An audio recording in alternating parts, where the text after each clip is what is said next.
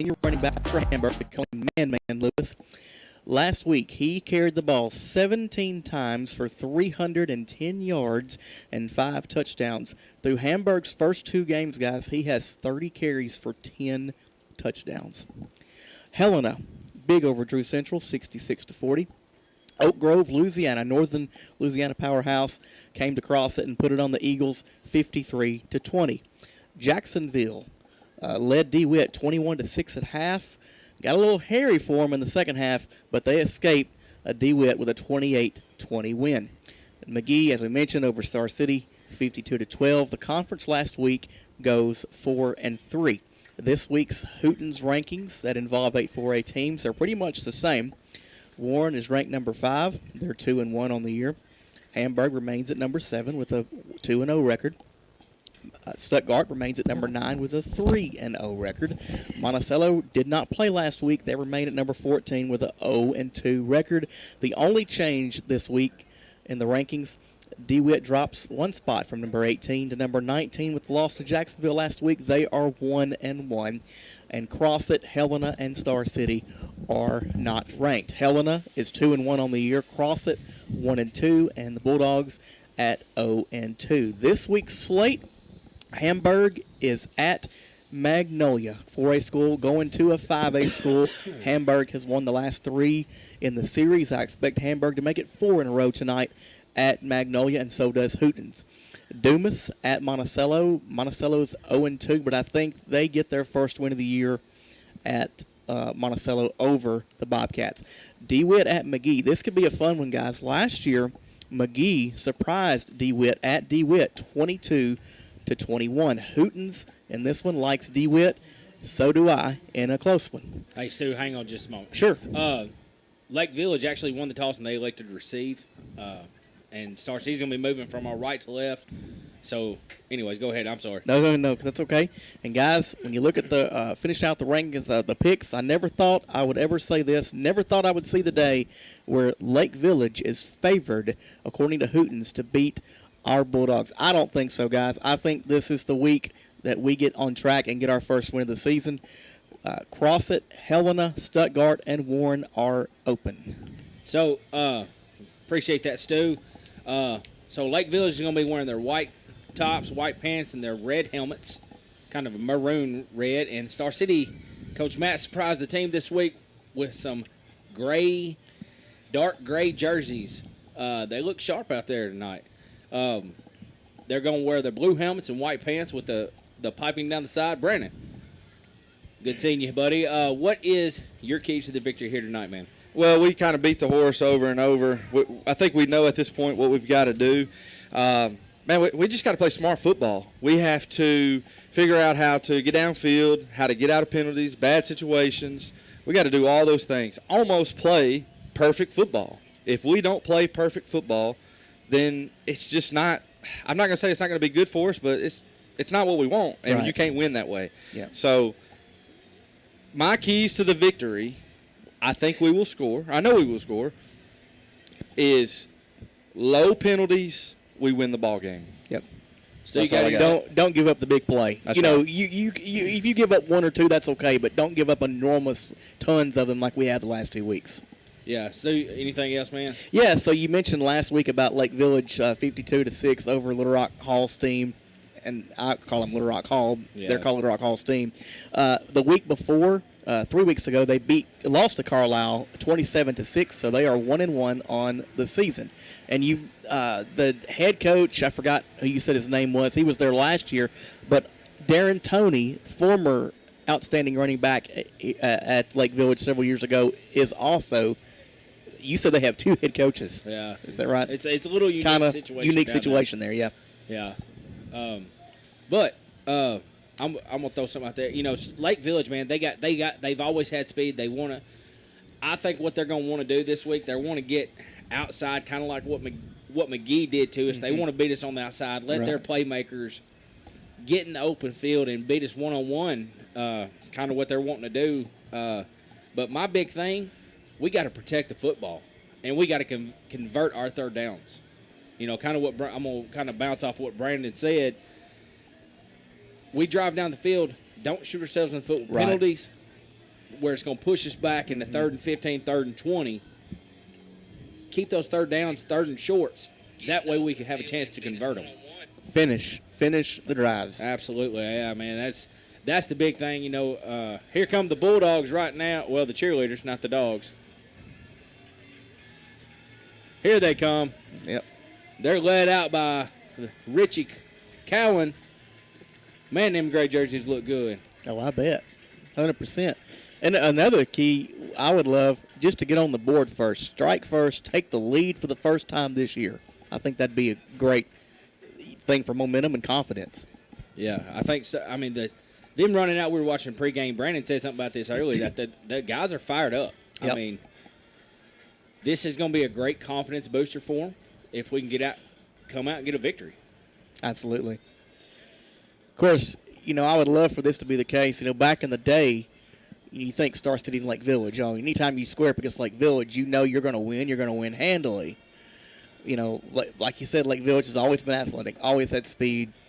The discipline factor is what comes into play for Lake Village to me. Yeah. But have to wait and see. So, this is actually the 65th meeting between the Star City Bulldogs and the Lake Village Beavers.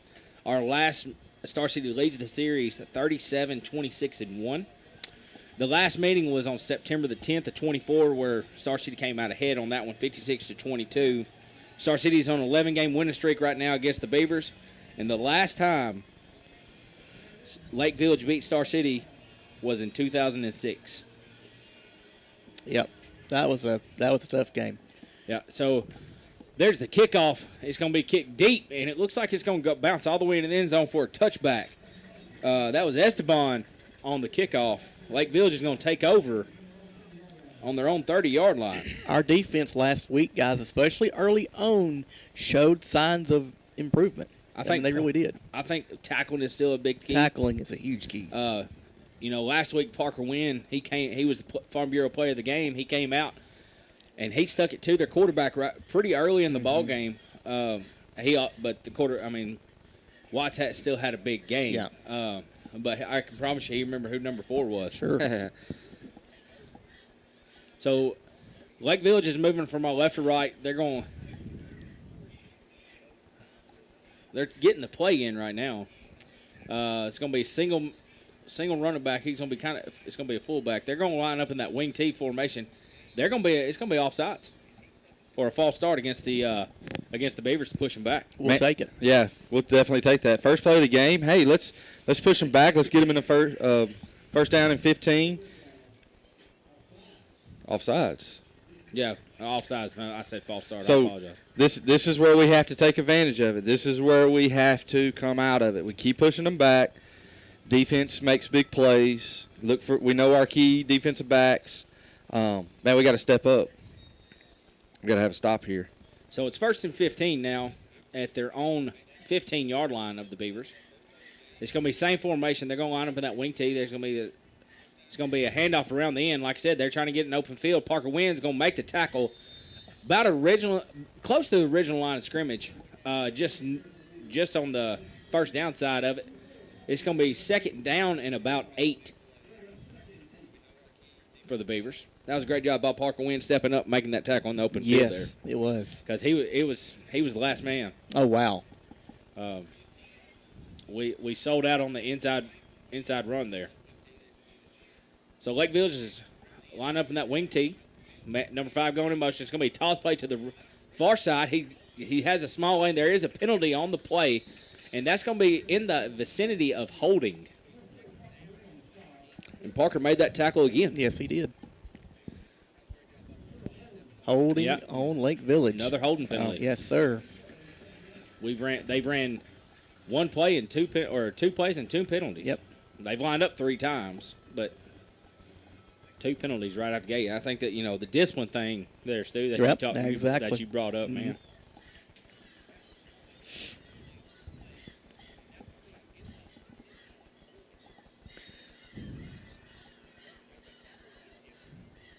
All right, so Lake Village is lined back up in that wing T formation.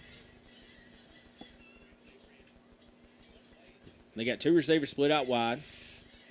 Man coming in motion. Another flag on the play. think it's going to be against Lake Village again. Offsides against the Beavers. Okay. Wow.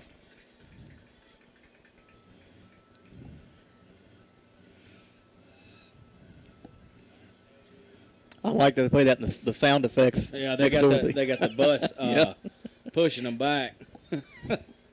So it's going to make it 2nd and 23 from their own 7-yard line of the Beavers. You know, a big stop, big turnover right here would be ginormous for this Huge. defense's confidence. Right. Lake Village lines up, man coming in motion. It's going to be a quarterback keeper around the right-hand side. He's going to be tackled down by, I think it was Eli Tucker. It was Eli Tucker and Ethan Workman. Yeah. Yep. That was Ethan Workman. So that's going to make it 3rd and almost to Jefferson County, or Drew County. Almost to Drew County there. It's 3rd and 15 for the Beavers.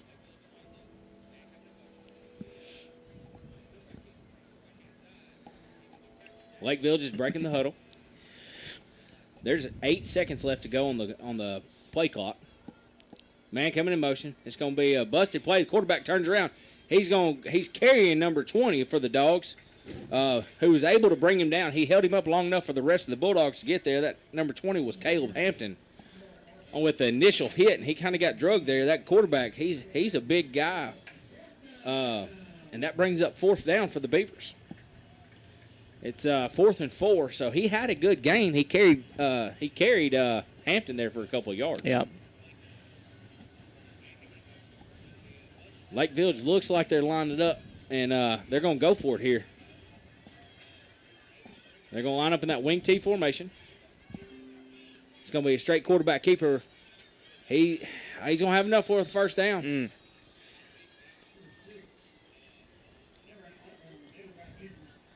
He lined up, and it was almost like a wing T version of the tush push. I was hoping we'd make a stop there, but that's okay. They're still deep in their own territory. We'll come up with something. They're on their own 34-yard line.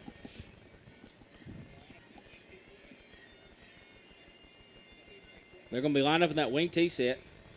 Man coming in motion. It's going to be a drop back pass. He's going to be tackled. He's going to be sacked by number 13, Carter Dean, off the edge. That was a great job by Carter. And Great. a host of Dogs come in and help him finish that sack. Number 7's checking out. Number 43 is Landon Calhoun's checking in. First time we've called his name this year. It's a senior that works hard every day. I asked Coach Garrett about him in the coaches show this week. Lake Village is lined up. He dropped the football, but there's going to be they're going to blow the play dead. I'm not seeing any yellow on the field. Y'all seen any yellow? Yeah, over here on Okay. our sideline. Coach G was covering that yellow flag up for me. I couldn't. Ethan Workman coming off, and number 77's coming in. That's Adam Sullivan.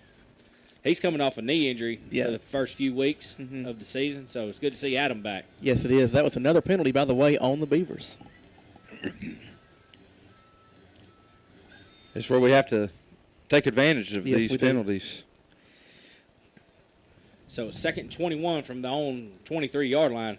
The first down's at their own 49-yard line, so they got a little ways to go. It's going to be a handoff to the fullback. He comes around the right-hand side. He's got a lane. He's got green grass in front of him, and he brings it back. He's going to score on us from their own 23-yard line. He had a lane, and he busted through that lane wide open. Wow. Yeah. Was that number 7 for them? Number 4. Four. That's Coach talked about him in the coaches show. He and number 6 were the two guys he said we had to keep an eye on. That was Roderick Connick Jr. He's a senior. He's 5'9", 180. 77 yards.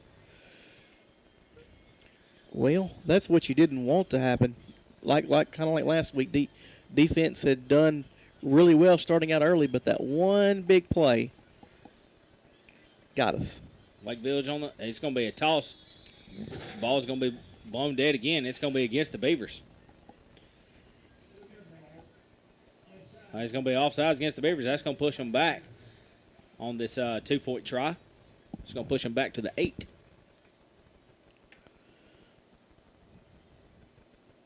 $7:42 left to go in the first quarter. Lake Village on top 6-0. Yeah, Stu, the defense, they do a pretty good job, but we got to limit the big plays. That's exactly right. Beavers are breaking the huddle. 14 left to go on the play clock. They're going to be lined up in that wing T set. It's going to be a straight drop back pass. He's looking for a slant route. The ball falls down. As he pulled up, the ball popped out and it falls down incomplete. Well, they ruled it a fumble and then he jumped on it, so not quite an incomplete pass. Right. More of a fumble. But no good nonetheless. Yeah, no good. Yeah, right.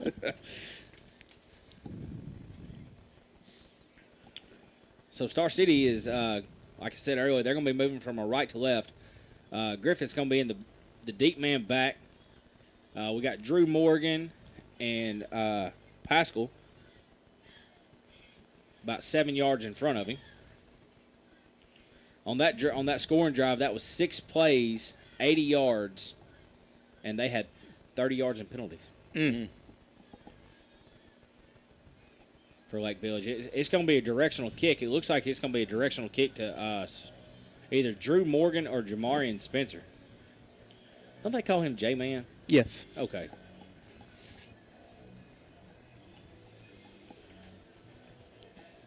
There's a little bit of confusion going on with the kicking team of Lake Village.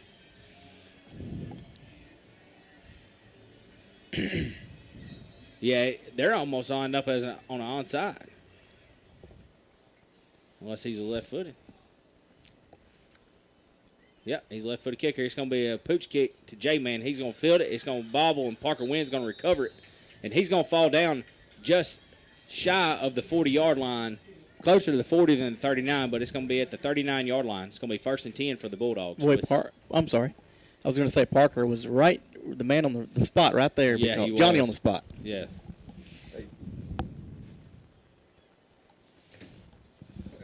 So Justin Holloway making his second start for the Bulldogs at quarterback.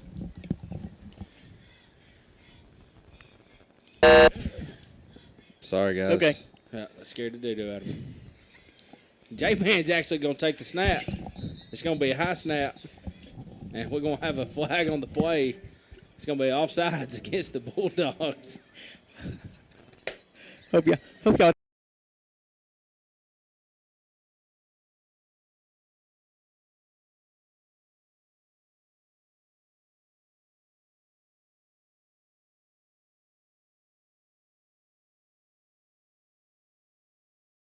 Can you hear me? It's going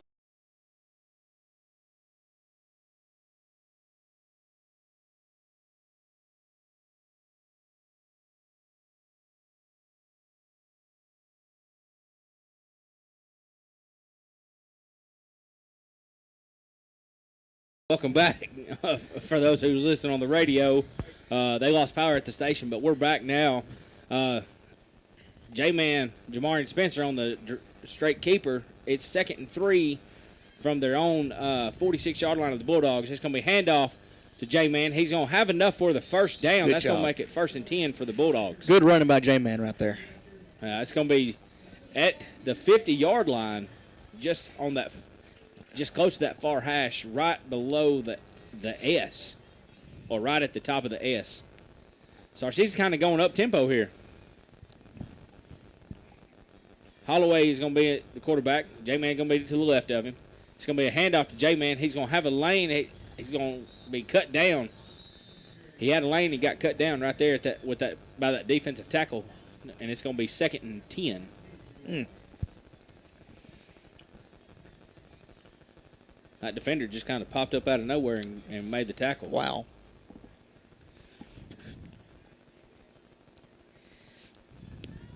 J-Man's going to be lined up to the left of Holloway. We're going to have twins to the near side, single receiver to the far side. It's going to be a quick pass to Jacob Booth. He tried to find a lane. He has it. Good yardage. That's going to make it third and manageable now. We got 6 minutes left to go in the opening quarter. It's going to be about 3rd and 4 for the Dogs from the Beaver 44-yard line. Huge first down here. Yes. J-Man's going to be lined up to the left of Holloway. Twins receiving the near side. It's going to be handoff J-Man. He's got enough for a first down. He makes a cut. Hello?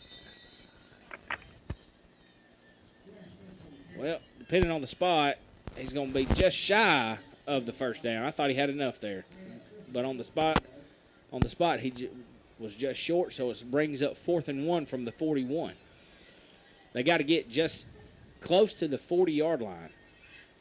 Looks like we're going to line up in that I formation. It's going to be a straight quarterback keeper. Parker Wentz pushing him forward. Great job by Parker. Good job. And Justin Holloway on that keeper. He picked up about 6 yards. Oh, wow. Yeah. Okay, so he got more than enough. Star City version of the tush push. There you go. Just let Parker just push him right on through.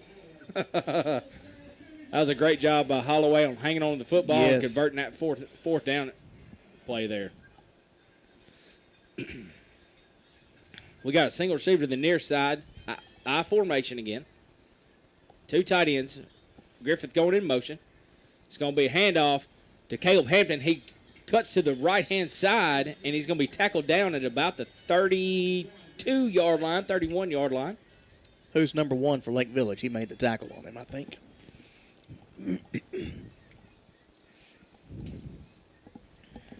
That is number 1 for Lake Village. That is Davion Johnson. Okay.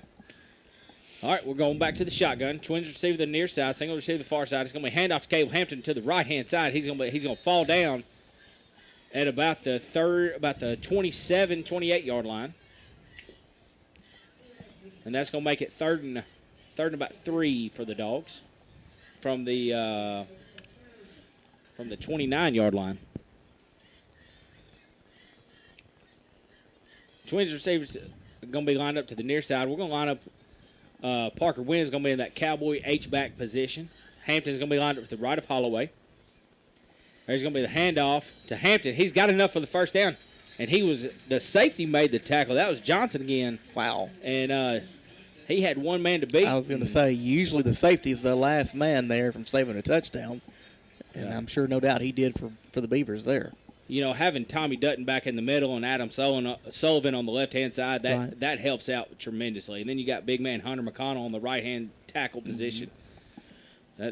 Those guys right there are helping. That's a quick pass to Griffith out to the left-hand side. He's going to fall. He's going to fall down. He's going to get enough. He's going to have about a yard on the play. As soon as he caught the football, that cornerback was on him. Yeah. So, okay, that was a no gain on the play. I guess it was close to a yard. But so that 2nd and 10, 3 minutes and 10 seconds left to go in the ball game, or in the quarter, in the ball game, in the opening quarter. We're going to have Twins to the far side. It's going to be a straight quarterback keeper by Holloway. He's going to try to get off the right-hand side. He breaks a tackle, and he's going to be tackled down at his ankles for about a 3-yard gain. He breaks that tackle, too. He scores. Wow. Well, you can just tell, and I'm sure y'all can see it out there, Holloway's confidence. He's just getting more confident and confident as we go along here. You know, Stu, you were talking with your interview this week with Coach G, just more reps. Yeah, reps. absolutely. And that's what it takes. It's going to be a handoff to Caleb Hampton. He bounces off a defender. The ball pops out. Oh, no. Lake Village falls on top of it. He never got a good, clean handoff. He was still kind of bobbling it in the pocket there, and they were able to punch it out and fall on it. That's tough. That's what we keep talking about that, but that's one of those mistakes that you can't have. Now you definitely got to keep them out of the end zone. You got defense has got to bow up and say, you know what, it didn't work out this time for the offense. We didn't score. We've got to make a big play ourselves. That turnover, Lake Village is going to take over on their own 18-yard line with 2:23 left to go in the opening quarter. Don't give up the big play. Just don't do it. Keep them back where they are. Lake Village they've broken the huddle. They're going to line up in that wing T set. Receiver split out both sides. We got a false start on the fullback. He left a little early. It was going to be he knew he was getting the football on the left-hand side on that far side, and he wanted it. He wanted that football. Man, Lake Village, yeah, I mean, I know they're up 6-0, but, boy, their penalties they're going to get on up there by the end of the game. At this rate, they may have more than Dumas, and Dumas had quite a bit. 1st and 15 now for the Beavers from their own 13-yard line. Same formation, but that receiver on here is going to be split in kind of tight. Man coming in motion. It's going to be handoff around the edge. He's going to be tackled down by number 22, Tyler Watts, from that middle linebacker position. That's way to fill the hole, Tyler. Yeah, most definitely. He was there to make a play. You know, had that guy missed him, he had daylight. 2nd and 12 now from their own 16-yard line. I tell you, I feel like I'm watching McGee on how slow the pace is here. Mm-hmm.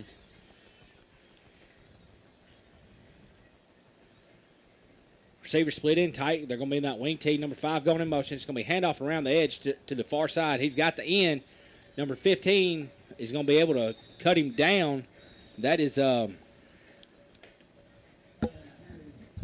going to be Brown for the Bulldogs.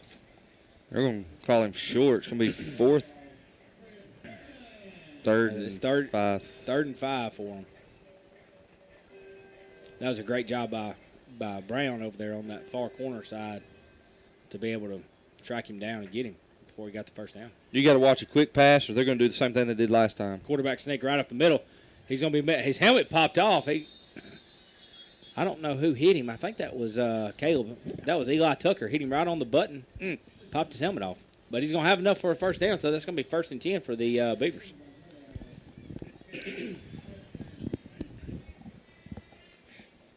So it's 1st and 10 now for the Beavers, and they're going to be on their own 31-yard line. 1:30 left to go in the first. Score 6-0. Yeah, defense needs something big to happen here. How about a turnover? That would be fantastic. Receiver's going to be split out wide. It's going to be a handoff to the fullback. He's going to be met in the hole by J-Man, and then Eli Tucker and Tyler Grant was able to finish him off there for a very short gain on the play. It's going to make it 2nd and 8. We got to keep them behind the chains. We do. For sure. Because I have a sneaky suspicion they're going to run that quarterback sneak on any 3rd and 4 or closer. Right. Same formation. Number 5 going in motion to the far side. It's going to be a fake hand toss. He's going to hit the slant route across the middle. He's going to be brought down by number 3 after picking up enough for the first down. That was number 12 on the catch. That is Tyler Warren on that little quick slant. That was a fake toss to that far side, and the quarterback's left-handed. He was able to just basically fake the toss, turn around, and throw the football. Yeah, we got to be able to convert on that 3rd down. We got to be able to make that stop there.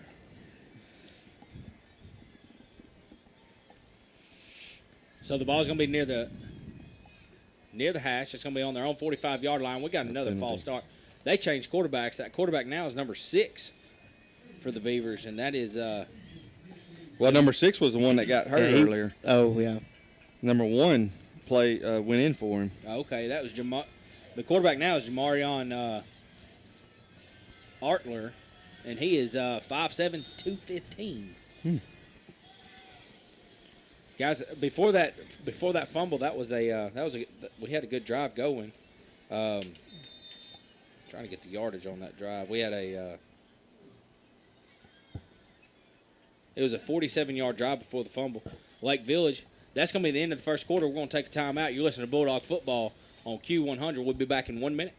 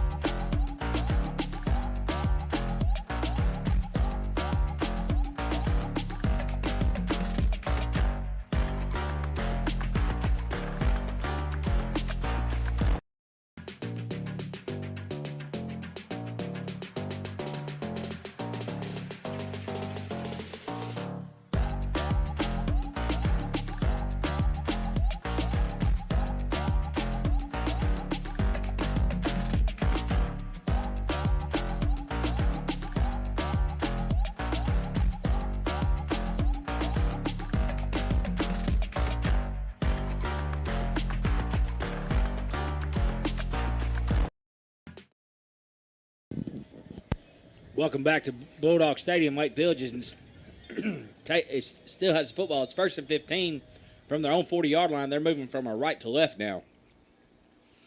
It's going to be a toss play around the far side. He's got a lane. He's going to be slung down by number 3 for the Bulldogs. He was the last man to beat before he scored. That was Braylon Seawood on the touchdown saving tackle. Man, he found a hole and he hit it. I think that's probably the same play they scored on earlier. Lake Village has jumped back up to the line of scrimmage. The referee had to slow him down for the chains to get reset.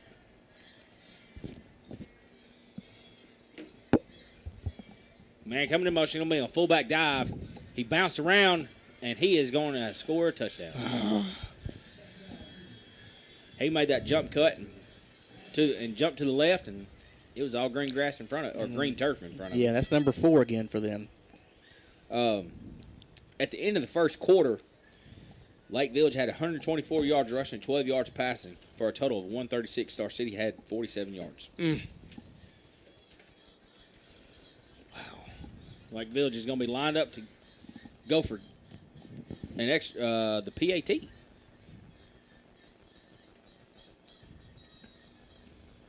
They're going to be trying to make it 13-0. Yeah. There's the snap. There's the kick, and the kick barely gets over the crossbar. Wow. And with 11:28 left to go in the second quarter, Lake Village 13, Star City 0. Well, I'm gonna have to do some searching when the last time Lake Village led Star City by 2 touchdowns. It's been quite a while. Connick has 109 rushing yards so far. Wow. So, hey, not to be, I'm gonna stay optimistic here and say, hey, we got the miracle in Chico County that happened in what, 02? 01. 01? Yep. I'm gonna call it right here, miracle in Lincoln There you go. At Bulldog Stadium. at Bulldog Stadium. Yep. You know, it's just we're right around the corner. Like we have, with just a few things we've got to work out. Yep. And we're there. I mean, we make threats. We just got to figure out how to cross the goal line. Hang on. Protect the football. Yep. That's it. That's it. Yep. Looks like they're going to try to pooch kick it to Holloway over there on that far side, and that's exactly what they do. Holloway's going to field it. He's going to be bringing it to the near side. He breaks a couple of tackles. He wraps up the football. Great job by him. Great job. I did notice that. He's going to be, and he got tackled down at the Bulldog 45-yard line. So that was about a 10-yard return for Holloway.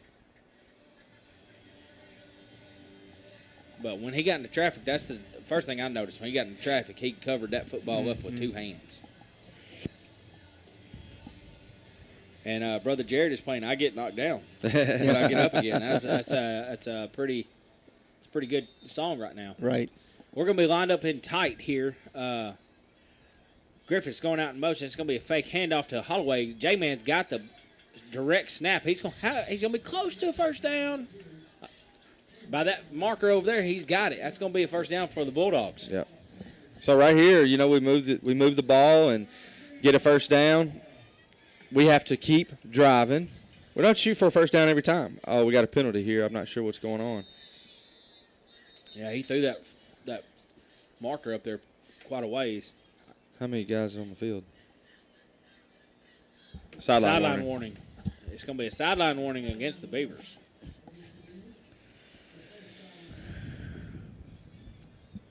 I guess they got a little too close to the chains. Not letting the chain gang work over there. So we're going to go into a trip set. Griffith's coming in motion. It's going to be a toss play to him. It's going to be that touch pass.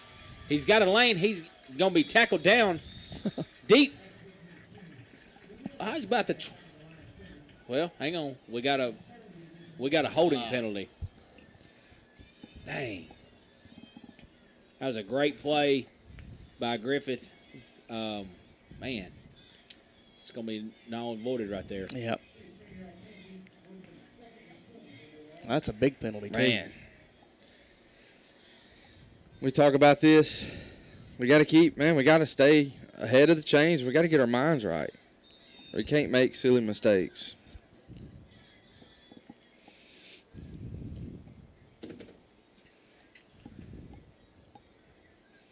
Sarce's getting the play in. They're going to be in a trip set to the near side, single receiver to the far side. Got all three of them are going to be switching sides to that far side. So we got quads to the far side. It's going to be a straight quarterback keeper around the left hand side. He's going to be tackled down at right behind the line of scrimmage. We got a man down. I think that's Holloway. Oh. Yeah, Holloway is down. While they're checking him out, we're going to take a quick. Well, hang on. Never mind. He's getting up just slowly. So he's got to come off the field. Doesn't he? Yeah, he's Yeah. coming. Yeah, so Booth is going to be taking the snaps on this for at least that one play.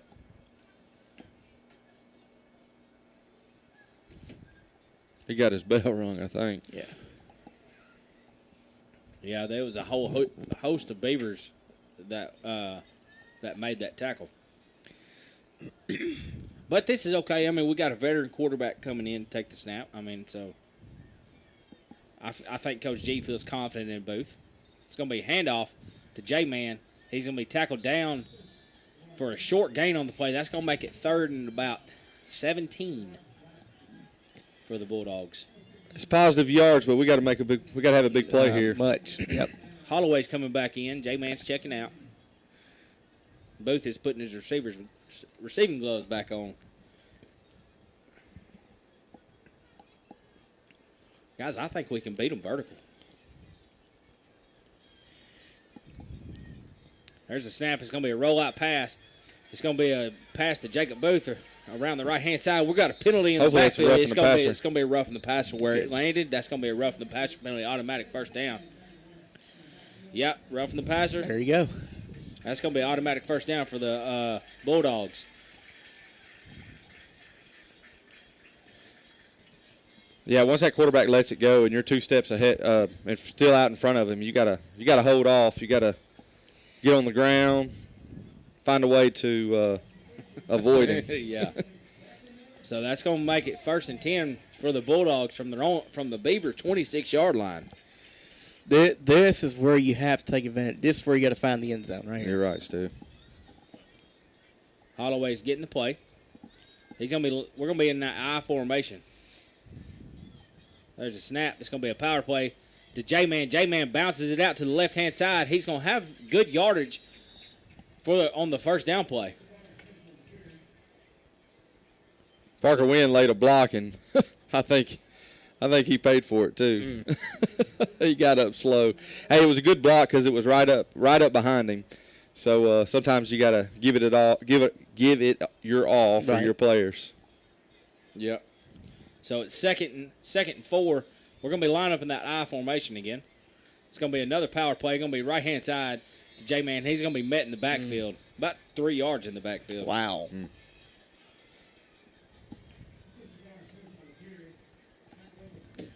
That's gonna make it third and about 7. Yeah, 3rd and 7 for the Bulldogs. You need to pick up this first right here. Yeah.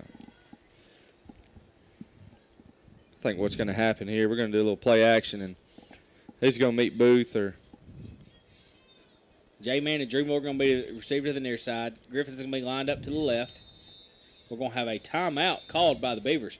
We're going to take one. We're going to take a 30-second timeout with them. You're listening to Bulldog Football on Q100.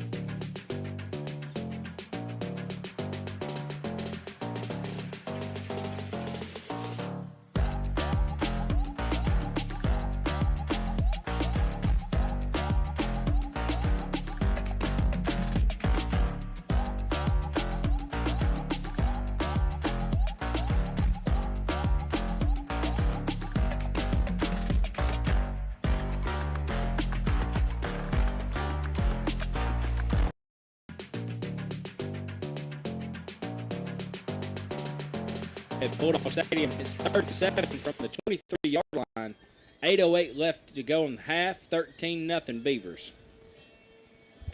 Into the first quarter, DeWitt 7, McGee 0. And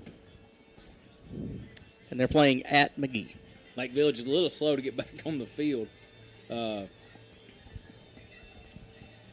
J-Man has 8 carries for 34 yards. Holloway he's 3 for 3 on passing with 16 yards. He's going to be the single man back in the backfield. Holloway is. Going to have J-Man coming in motion. It's going to be a fake handoff to him. Holloway's going to keep it around the left-hand side. Great block by Griffith around the end.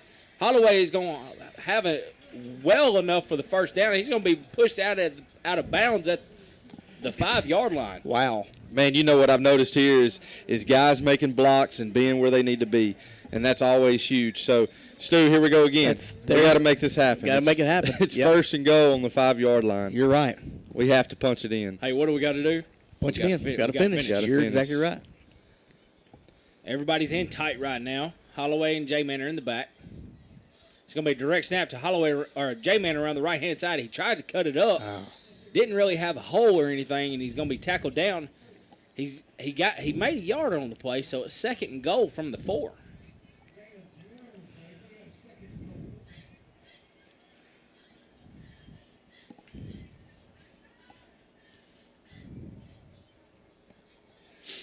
Same formation. Everybody's going to be lined up real tight.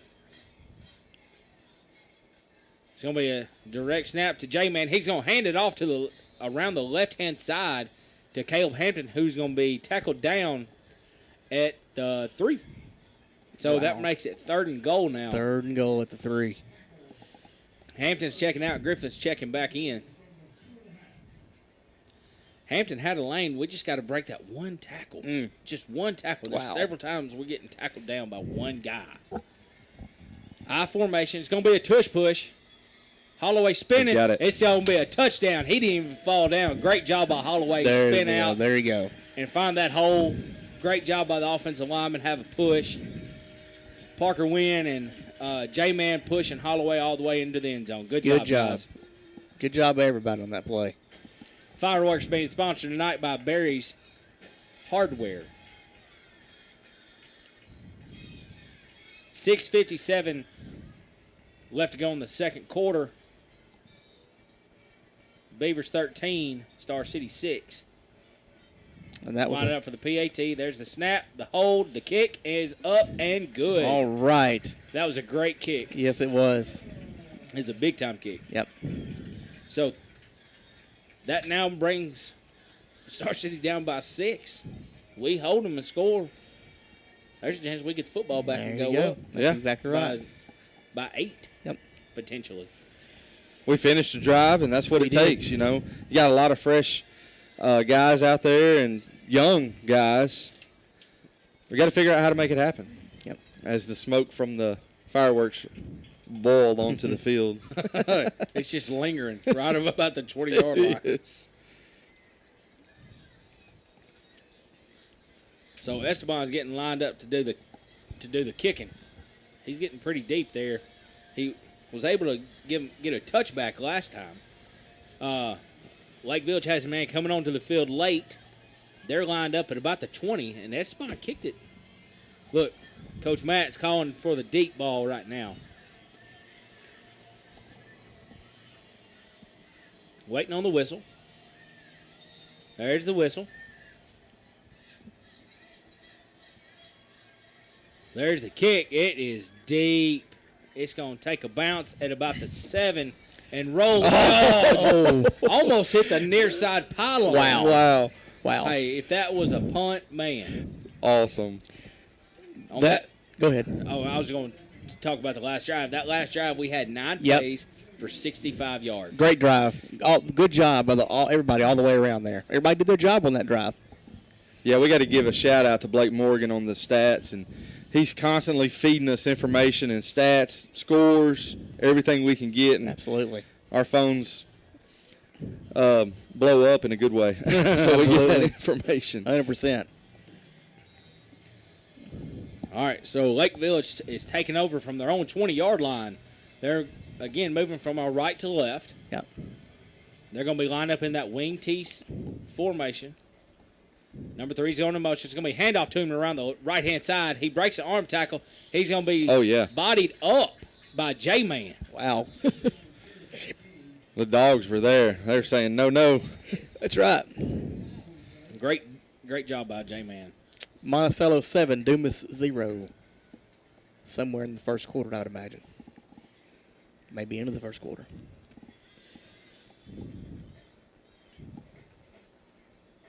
Lake Village is breaking the huddle. They're going to have 2 receivers split out to the far side on each side of the ball. They're going to be lined up in that wing T, number 5 coming in motion. It's going to be handoff. Well, it's going to be handoff.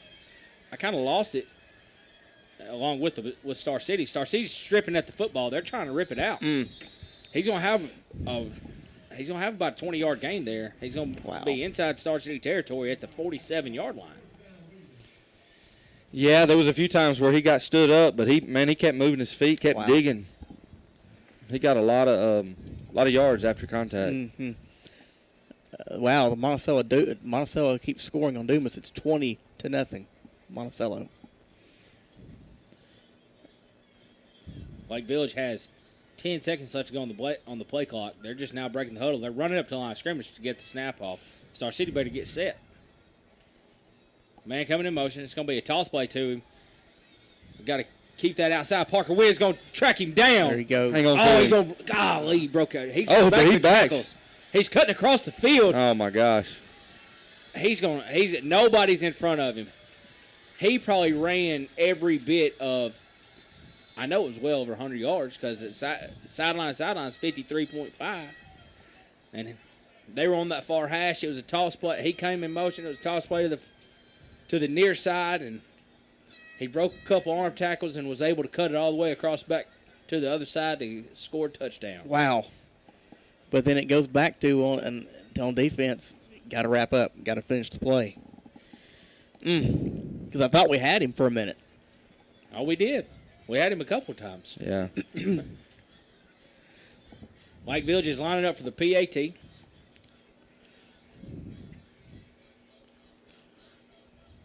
There's the snap, the hold, the kick is no good. 19 to 7, 5-17 left to go in the second quarter. You're listening to Bulldog Football. We're going to take a quick 30-second break. We'll be back with the kickoff.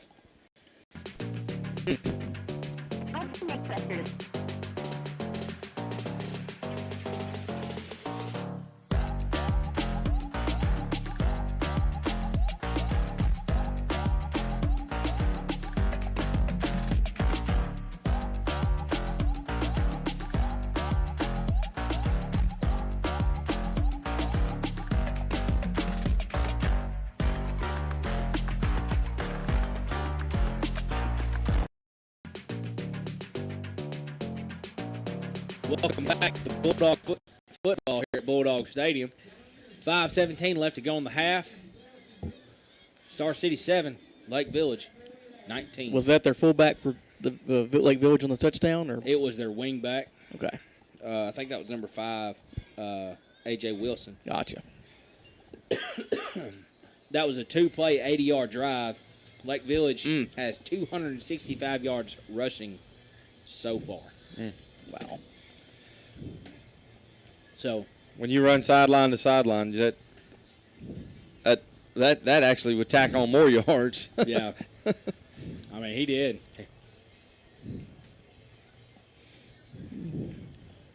Lake Village is getting ready for the kickoff. Man, we had him. Yeah. That was a tough one.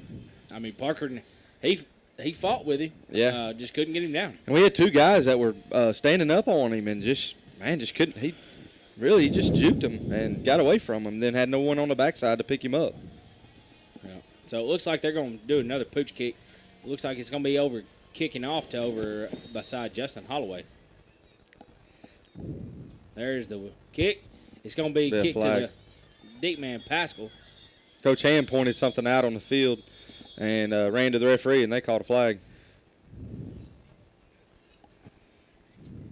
Let's see what it is. I'm looking for the white hat. There he is. Offsides. Offsides. Legal procedure against the kicking team. So that's going to push them back. Kicking now. Let's see. They're discussing on what they're going to do. Going to be kicking now from the 35. You know what's crazy about that is that referee never was going to call that until Coach Ham stepped up and made a deal about it. Now he's standing beside him. He knows they're probably going to do it again. Yeah, he's standing beside him now. I mean, he's looking down the line over his shoulder. There's the kick. It's going to be a squib kick. It's going to be fielded, kind of. Oh, my gosh. We're going to fall. Griffith's going to be able to fall on it. Wow. Pascal, what is that saying? Trying to catch the ball, looking before you catch the Yeah. ball. That's kind of what was happening. Trying to run before you catch it. Yep. Yeah, run before you catch it, and that's kind of what was happening. Yeah. You know, right here, we just need to march down and let's just get on the board here. We gotta build some momentum at some point. That's right. Holloway's going to be in the backfield by himself. Griffith's going to be on the far side. We're going to have that trips tight bunch set on the near side. Hey, how about this? We got a stand-up number 50 with Eli Tucker. We got a false start over there against the Beavers. Offsides, excuse me. Sorry. I was looking at Griffin when I said that because he was coming in motion. So that's 1st and 5 for the Bulldogs. Yep. And it's going to be put in at their own 42-yard line. 5:05 left to go in the second quarter. Griffith's coming in motion. It's going to be a toss play. He's going to be met. He's going to be met in the backfield. You know, Eli Tucker tackled his defender. He did. Wow. And he still made the tackle. Man, you got to figure out how to get out of that. Yep. You know, something with these guys I notice, and it comes with time, is you got to when you get the ball, sometimes you got to cut it up instantly. Mm-hmm. You got to find the hole there. A lot of guys you want to see try to hit the sideline, and sometimes those guys don't have the speed to make the edge. Hampton's going to be lined up to the right. It's going to be a straight drop back pass. It's going to be a screen pass to Hampton. He's got linemen out in front of him. He breaks one tackle. He cuts it up. He's got one man left to beat. And he's going to track him down on the sidelines. Looked like he had a face mask. But no flag, so no penalty. Hey, huge gain. We'll take that penalty, or we want the penalty. Huge gain there. You know, this is where we gotta finish. Finish again. I thought that play was going to go all the way, but it probably would have. But you're right. That was a great play call by Coach Taylor, by the way. Yeah. Yeah. So it's 1st and 10 from the Beaver 28-yard line. Hampton's going to be lined up to the right. It's going to be a quick pass to Jacob Booth. Nice little quick hitch route for a good gain on the play. Yeah. Hey, I tell you, Booth at receiver. I like Booth at receiver. I do too. I always thought Booth. I mean, Booth's a good athlete, quarterback, receiver, wherever he's at. But I always liked him at receiver. He has a good vision downfield once he gets the ball, and he can make plays. Yep. That's 2nd and short now. It's going to be a handoff to Caleb Hampton. They fake that hitch route again to Booth. He handed it to Hampton and faked that hitch route, and the defenders kind of bit on him. Yeah, he did. And Hampton's got good moves. He'll misdirection you really quick if you're not careful. What class is Hampton? Is he a junior? He's a senior. He's a senior. Yeah, that's what I thought. He's a smaller back, and he gets behind those big offensive linemen that Star City has, and he shifts behind them, and he sees that hole, and he hits it, man. It's 1st and 10 from the 16. Trips to the far side, trying to get him to jump off sides. Booth's going to be lined up to the near side. Hampton switches over to the left side of Holloway. Yeah, watch your play clock. There's a snap. It's a high snap. That's what was that quarterback for Ole Miss that did that? Chad Kelly. Chad Kelly. Oh, yeah. It Yep. kind of went high over him, and he rolled out to his left. The difference is Kelly found a receiver downfield. I think they went for a touchdown that play. I think so. We're at 3 minutes left to go in the half. Lake Village on top, 19-7. Those fireworks, that smoke still Got us smoked up. Hampton's gonna be lined up to the right of Holloway. It's gonna be a handoff to him. To the right, he's gonna be his helmet gets ripped off. Hopefully he's okay. He got hit in the head. He got hit in the head quick. Hopefully he's okay. His helmet got ripped off, but I don't see any penalties. That's kind of interesting. Yeah. Initially, it looked like it was going to be a horse collar. I know I seen a hand on the shoulder yeah, pads. he did. And that's probably what slowed him down for that contact for the helmet to come off. J-Man's checking in for him.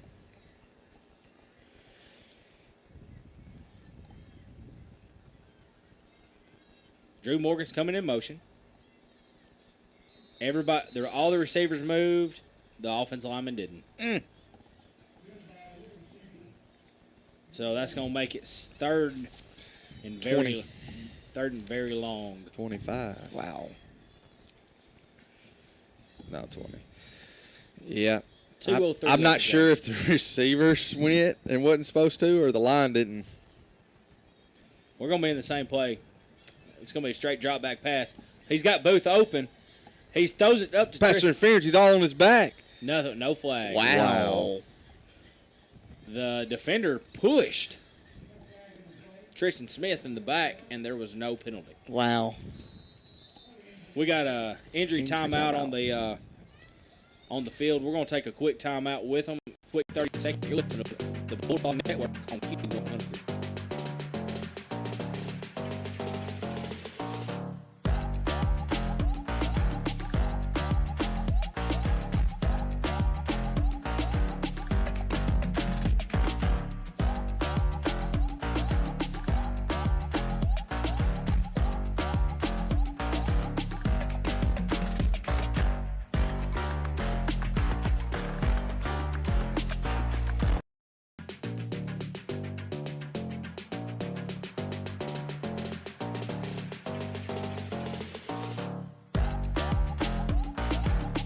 Welcome back to the Bulldog Network. You're listening and watching Bulldog football here at Bulldog Stadium with 1:55 left to go in the half.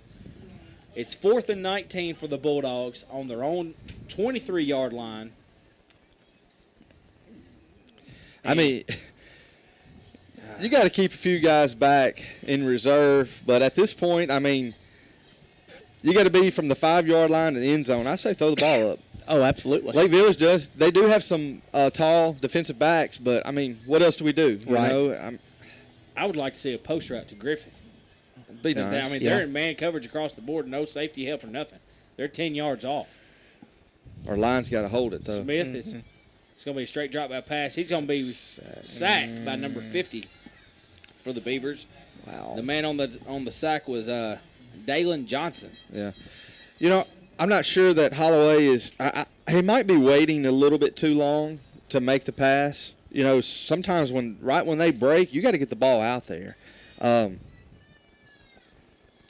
got to give it to him as a 10th grader, though. He's doing all he can do. Absolutely. That Johnson, man, he ripped underneath. He lined up in that 3 technique and ripped underneath the guard and was able to make the sack. So great, he had a great move on him. Lake Village takes over with 1:48 left to go. They're going to be lined up in that wing T formation. Number 3's going in motion. We had a false start over here, and nobody threw a flag. And they throw a pass. Parker kind of got lost on that go route. Touchdown. There's Lake a Village. flag on the play. There's a flag on the near sideline. It's probably a sideline warning if I had to guess.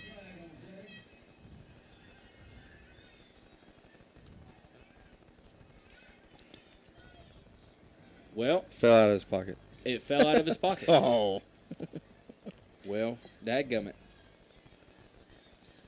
Wow. Okay, well. Would that be a 75? They were at the 25. Is that right? Or no? They were at the 27. Yeah. So a 73-yarder. Yeah. It was a straight go route. It was a sideline warning.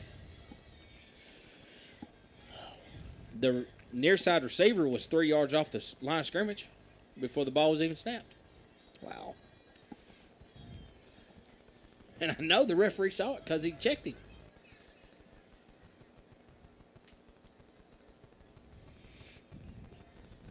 Lake Village is in the huddle and the play clock is still running. I don't know if they're lining up for 2 or going for the extra point. We're going to have a timeout. I don't think they know what they want to do. Probably not. That's why they called a timeout. We're going to take a quick 30-second timeout. You're listening to Bulldog Football on Q100.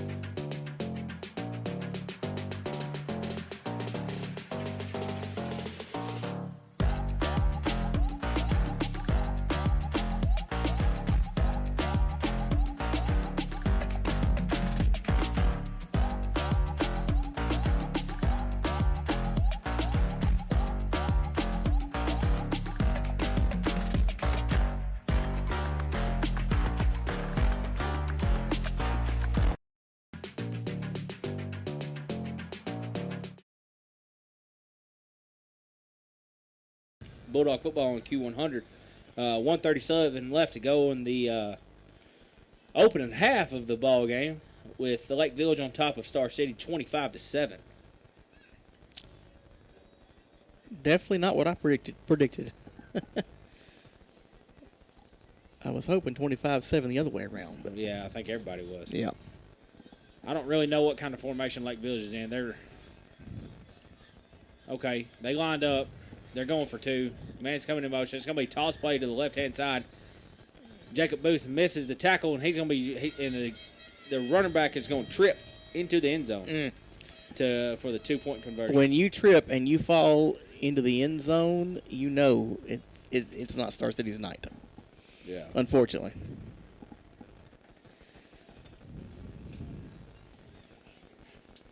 So it is 27-7. 137 left to go in the opening half. We have 135 yards of total offense.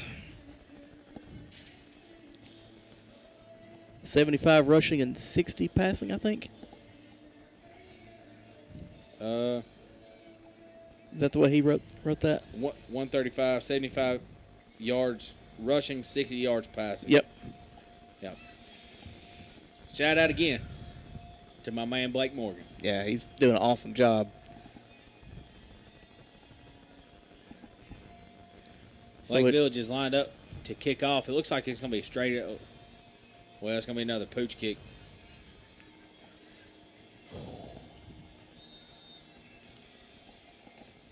How about we just run it back right here? There you go.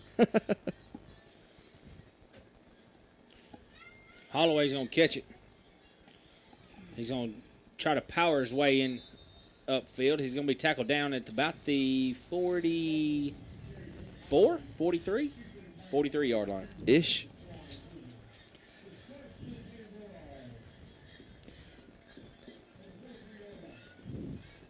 .265 rushing, 85 passing for Lake Village.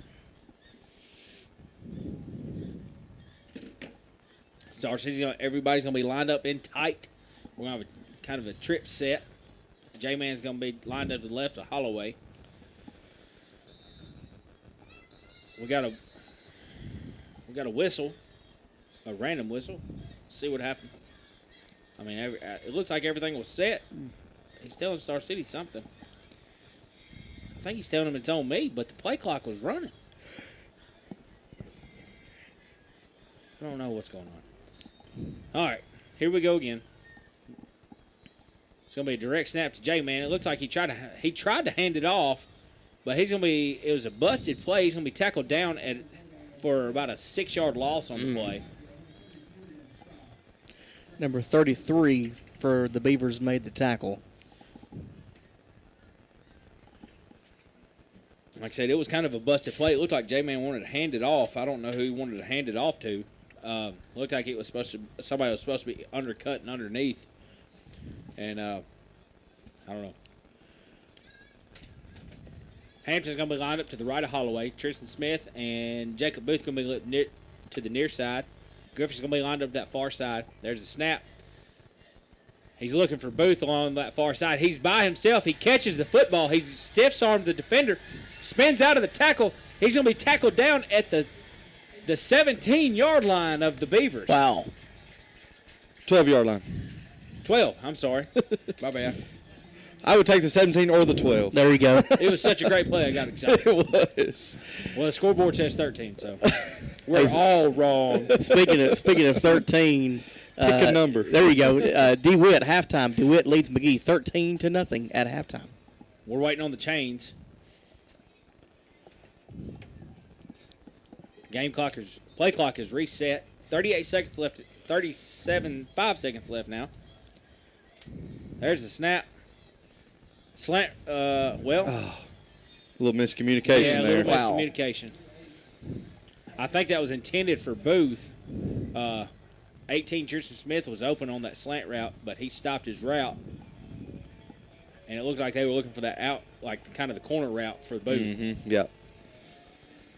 Yeah, as the ball was coming and he broke that defender, he was looking back over, or going to look over his shoulder for the ball, and I think they had different mindsets. We have 29 seconds left to go in the half. Need to punch it in here desperately. Yes, we do. Holloway's in the backfield by himself, and Drew Morgan's coming in motion to the near side. There's the snap. He's There got he is. Tristan Smith by himself on the wheel route. He looks it in. First touchdown pass for Tristan Smith. And then that's the first touchdown pass for Justin Holloway this year. Yes, it too. is. I think so, yeah. That's right. Congratulations to those two guys. Yes. First varsity pass and reception for those two. That's exactly right. Yeah, you're right, because Oh, boy. the 2 offensive touchdowns were runs by Holloway. So, that's right. Wow, we had to have that touchdown, and we did. And it's – if we could just find a way to stop them, find a way, don't give up the big play. Find a way to stop. We need a turnover on defense. Low Is what snap. we need. The great job by Drew Morgan to recover. Man, our field goal is dead center. Wow. How many yards was that touchdown pass? Oh, probably about It was from the 13. Yeah. So 13 13, yards. yeah. Okay, to Tristan Smith. awesome. You know, at this point, considering the players we have, they're doing everything they can do. Seniors, juniors, sophomores. At some point, and with the coaches, we got to figure out what works. Exactly. I mean, we seen a screen. I think we seen a couple games ago, but we did a screen. We've moved the ball. That was this game. Well, we did it earlier, Yeah. a few games ago, but we did this game too. Okay. Yeah, and then like in the end zone there, he was wide open. He come out of the backfield. No one Oh, bit yeah. on him. He was in the slot and run that wheel. But the D-back bit down. Oh yeah, yeah. yeah. Mm-hmm. My bad. I'll let you talk, Brennan. That's okay. My bad, dude. David Espon with the big leg. Wow. He kicks it. It is caught at about the 2-yard line. He's bringing it back. He's going to be cut down. There you by go. Caleb Hampton and number 43, Landon Calhoun. Good job by Landon and good job by Caleb. The Beavers going to take over 1st and 10 with 12 seconds left to go. Hey, if I was Lake Village, I'd try it again. Man, you I got to be would. careful. Bulldogs, you got to be careful here. They're going to try to get it. Yeah. Well, I'm going to keep calling for that turnover on defense until we get it. If they score right here, you're not going to call it for it. No, I'm not. I'm not. You're right. I won't the rest of the night. I'm joking. Oh, man. Lake Village breaks the huddle. They're going to be in that wing tee number 3 coming in motion. It's going to be a toss play to the right-hand side. And he just runs right by our guys. Wow. He's going to be tackled down for a first down with 4 seconds left to go, and Lake Village is going to take a timeout. We're going to stay on the air right now. 4 seconds left. But, so that was their third and final timeout of the half, and we got 4 seconds left to go. I'm surprised they didn't try to throw it. Yeah, I wouldn't count them out right here. I say this is the play they're going to try to push it. They're going to try to knock it out for sure here. I mean, if I remember right, I think their quarterback is 2 for 2 on the night for a first down. It was 3rd and long. He converted a first down, and then he had their last touchdown was a go route on that far hand side. So I'm surprised. Like I said, I'm surprised they didn't try to throw it again. Throw it right there. Maybe 2 passes, and But if I'm Coach Ham right now, I say keep everybody in front of you. Yeah, for sure.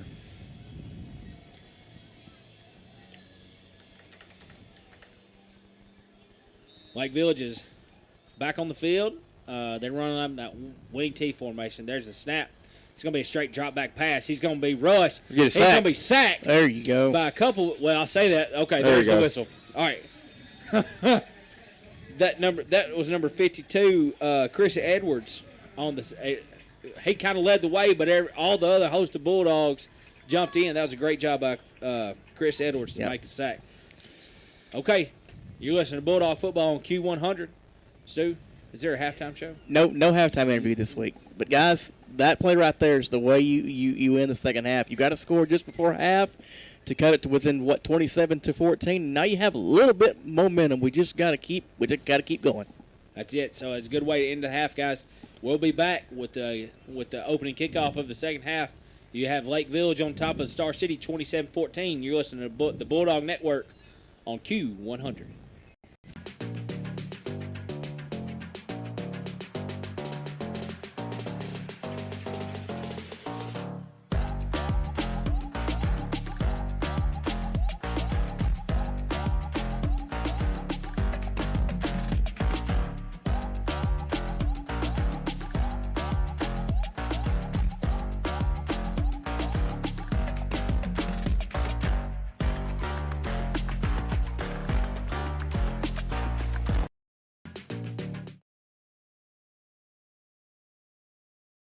Taylor Whaley. Raylee Curtis. And Nolan Dean. Havana Dara. Josie Edmonds. Kristen Glasscock. Heidi Hagney. Corinne Henry. Brooke Martin. Jocelyn Palmerin. Emma Pettit. Millie Rambin. Shania Rochelle. Kira Scott. Amberlyn Self.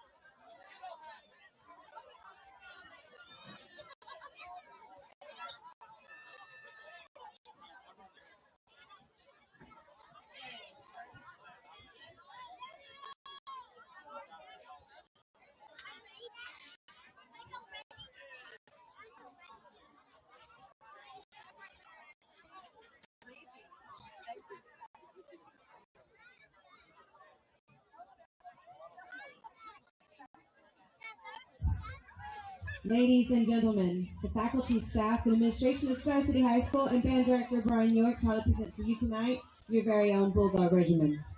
Tonight, we present to you our 2025 show titled Journey to Oz, featuring selections from Broadway hits from The Wizard of Oz, The Wiz, and most recently, Wicked. The band is under the field direction of Drum Major Avery Skelton. Drum Major, is your band ready?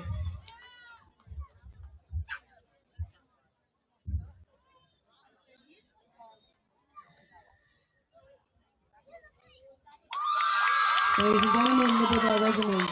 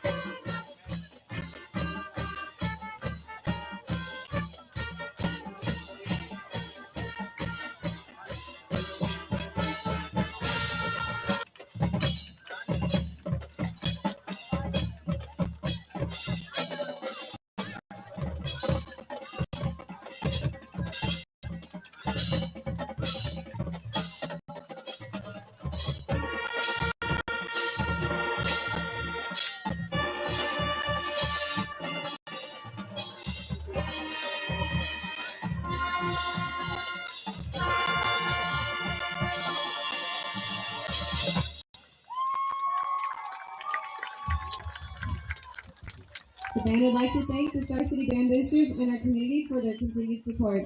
And we would also like to thank the front folks at Lincoln County Clerk Circuit's office for dinner tonight. Thank you.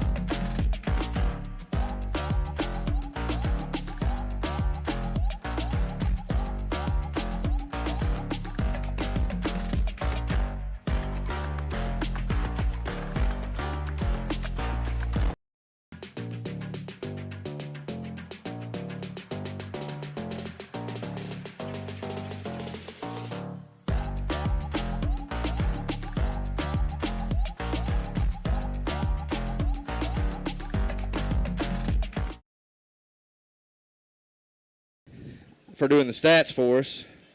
You've been texting us. We've just been rambling them off at just real time. So. Yeah, I hate to ramble like that, but sometimes it's just get the information to you quick as we can. Sure. That's right. Well, you do a great job of it. We certainly appreciate you. Well, thank you. We said it a few games ago. What we try to do is paint a picture so we can so you feel like you're here when you're watching.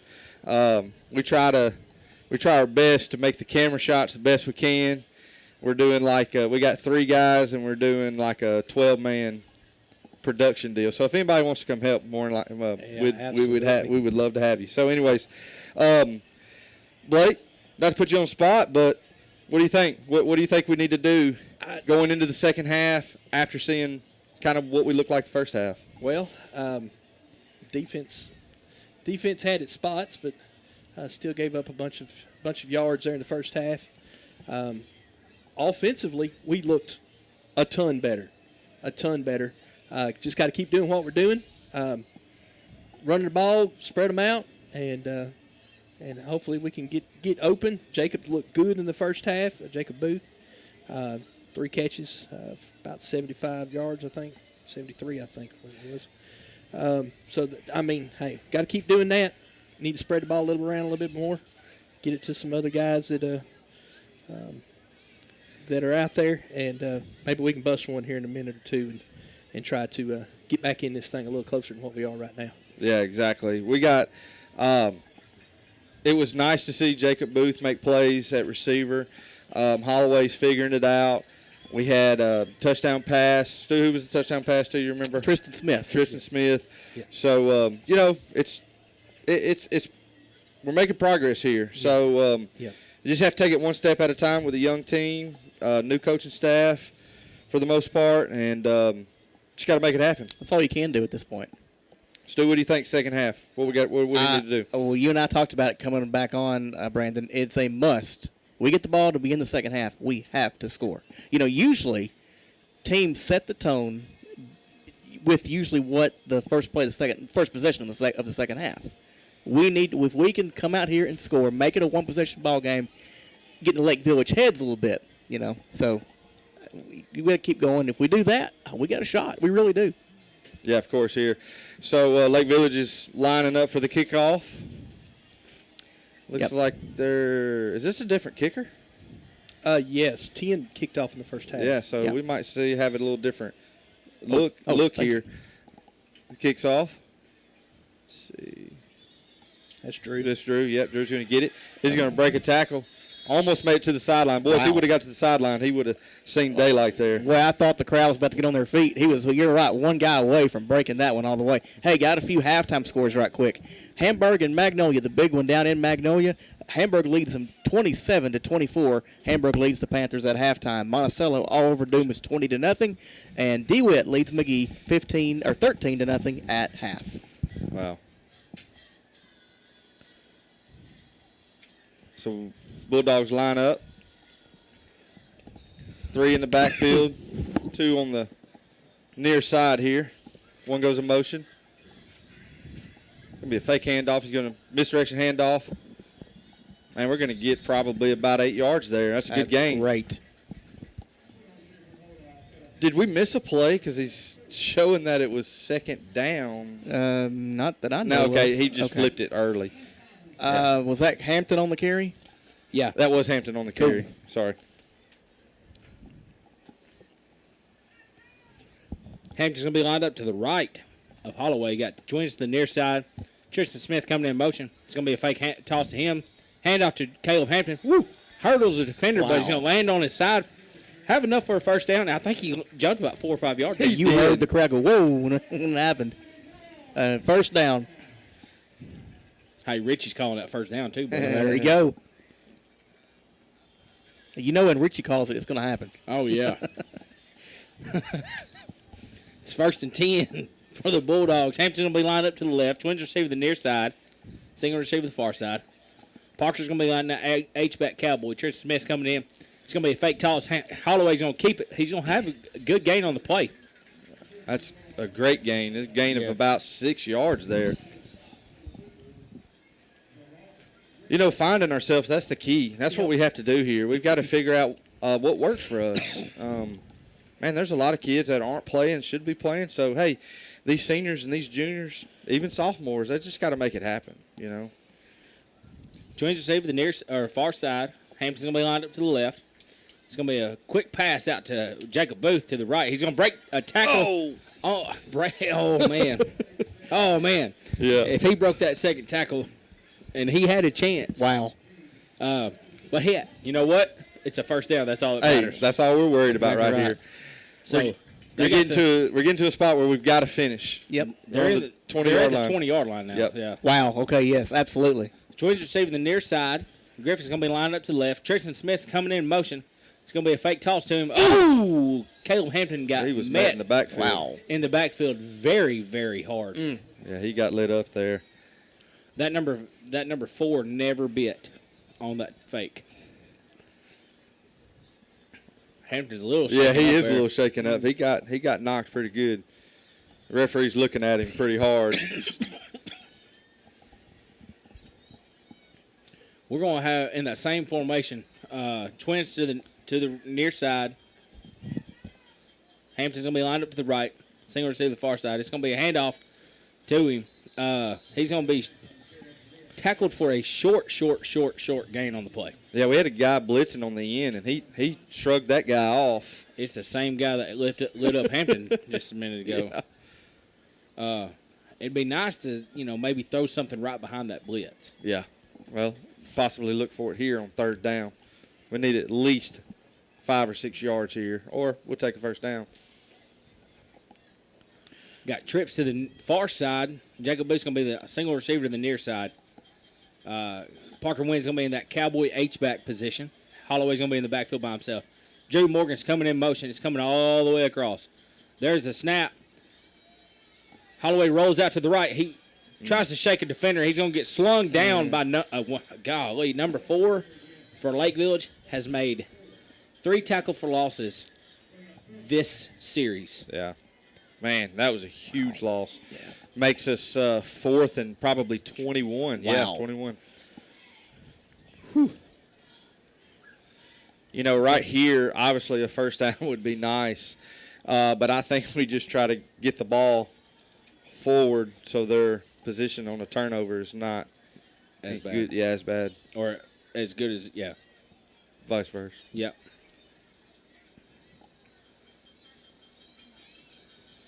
Holding.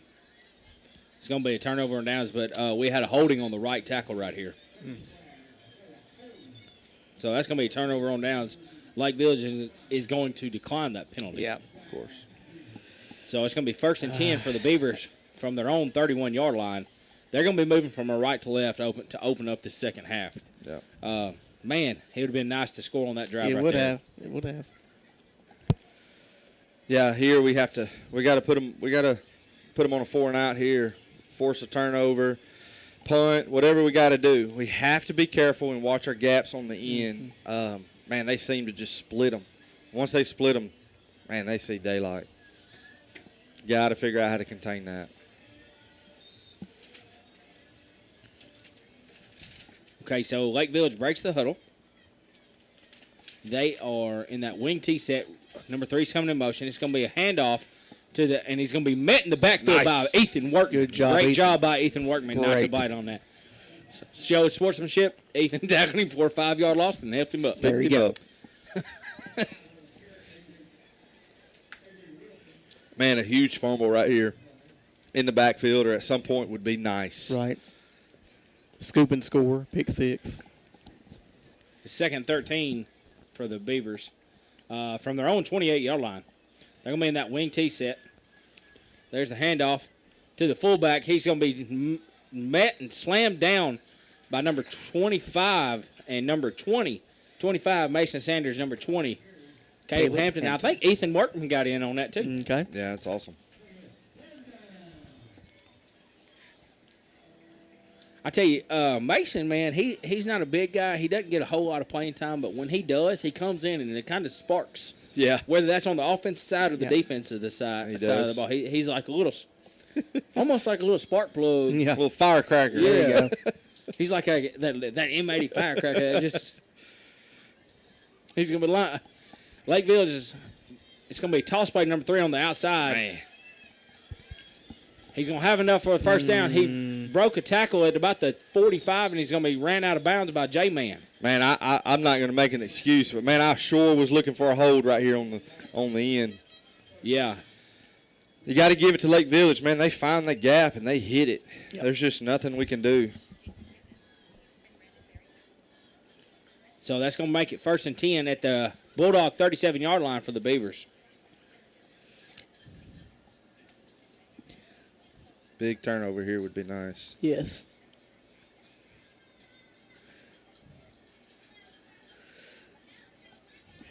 Wow. It's going to be a bad handoff, bad snap, and he's going to be cut down by his helmet by number 7, Tyler Grant. Monticello is all over Dumas, 32-0. Billies. Well, isn't that going to be the first victory for Monticello? That sure is. I guess that week off has helped Coach Harvey and the Billies.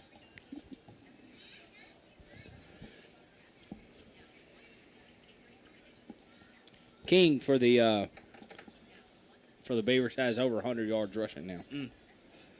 So they got a couple guys over 100 yards on the ground. It's going to be in a wing tee. They're going to run a quarterback sneak. He's going to be close to a first down for about a 5-yard gain. I think it's going to be a yard short. Okay, it was a 4-yard gain, but he's still laying there right now. I think that's probably going to be an injury timeout. No. He's going to stay on the field. It's going to be 3rd and short for the Beavers from the Bulldog 29-yard line.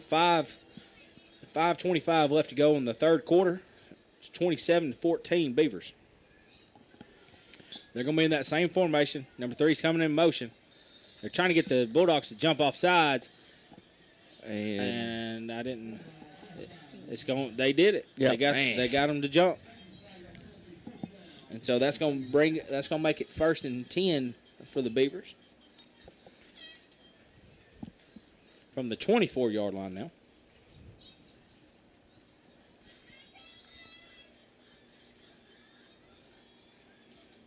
They're going to be in that wing tee set. Again, the receiver's going to be in tight. Fullback. It's going to be a toss play around the left-hand side. He's going to be met by he's got a good gain on the play. I think that was number 20, Caleb Hampton, 41, Ethan Workman, Adam Sullivan got in there on that.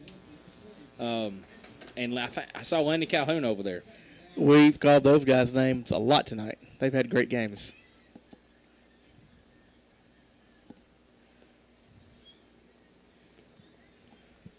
Lake Village is taking their time. There's 10 seconds left on the play clock. They're getting set. Same formation. Another quarterback sneak. Eli Tucker's going to be able to be the first man, but this quarterback, he weighs 215 pounds. He put Eli on his back and carried him about another 4 yards. Wow.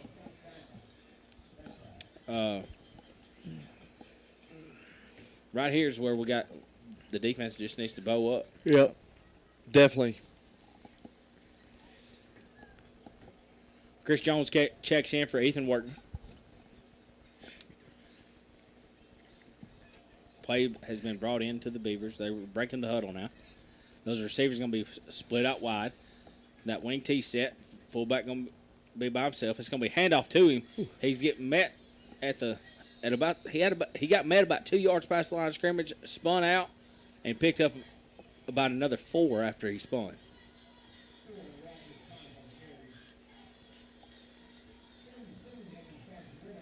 That's going to make it second and about 6 from the 9-yard line. The Beavers can pick up a first down right here before it turns into that goal situation. Number 3's coming in motion. It's going to be toss play to him around the right-hand side. He's looking. He cuts it back, and he's going to have enough for. He's going to be really close. Be shy. He's going to be really, really close. 4th and inches. Oh, wow. Yeah, it's 4th down. Wow. 4th and inches. Oh, they called for a first down. Oh. No measurement. Well, no, wait. Yeah, it's 1st and goal. Yeah. Man. They called it for a first down. Quarterback sneak, and he's in. Touchdown Beavers. That Make it 33-14. Yeah, 38 left to go in the third quarter. I mean, that sucker is a hoss getting behind that offensive line. He is. Lake Village may have, 15 fans in the stands over there, but that one person with an air horn sticks out. They're letting us know, aren't Yeah, they are. Lake Village is lined up to go for 2. It's another quarterback sneak, and he's in. So that makes it 35-14, 5:38 left to go in the third quarter. You're listening to Bulldog Football on Q1.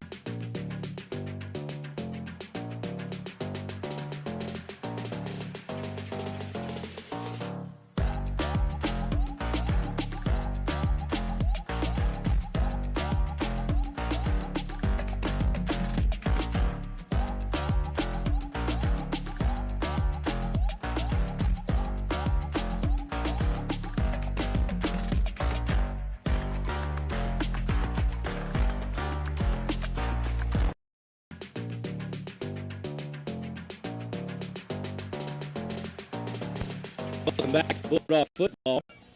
2:38 left to go in the third quarter. Lake Village is on top of the Bulldogs, 35-14. They're getting ready to line up for the kick.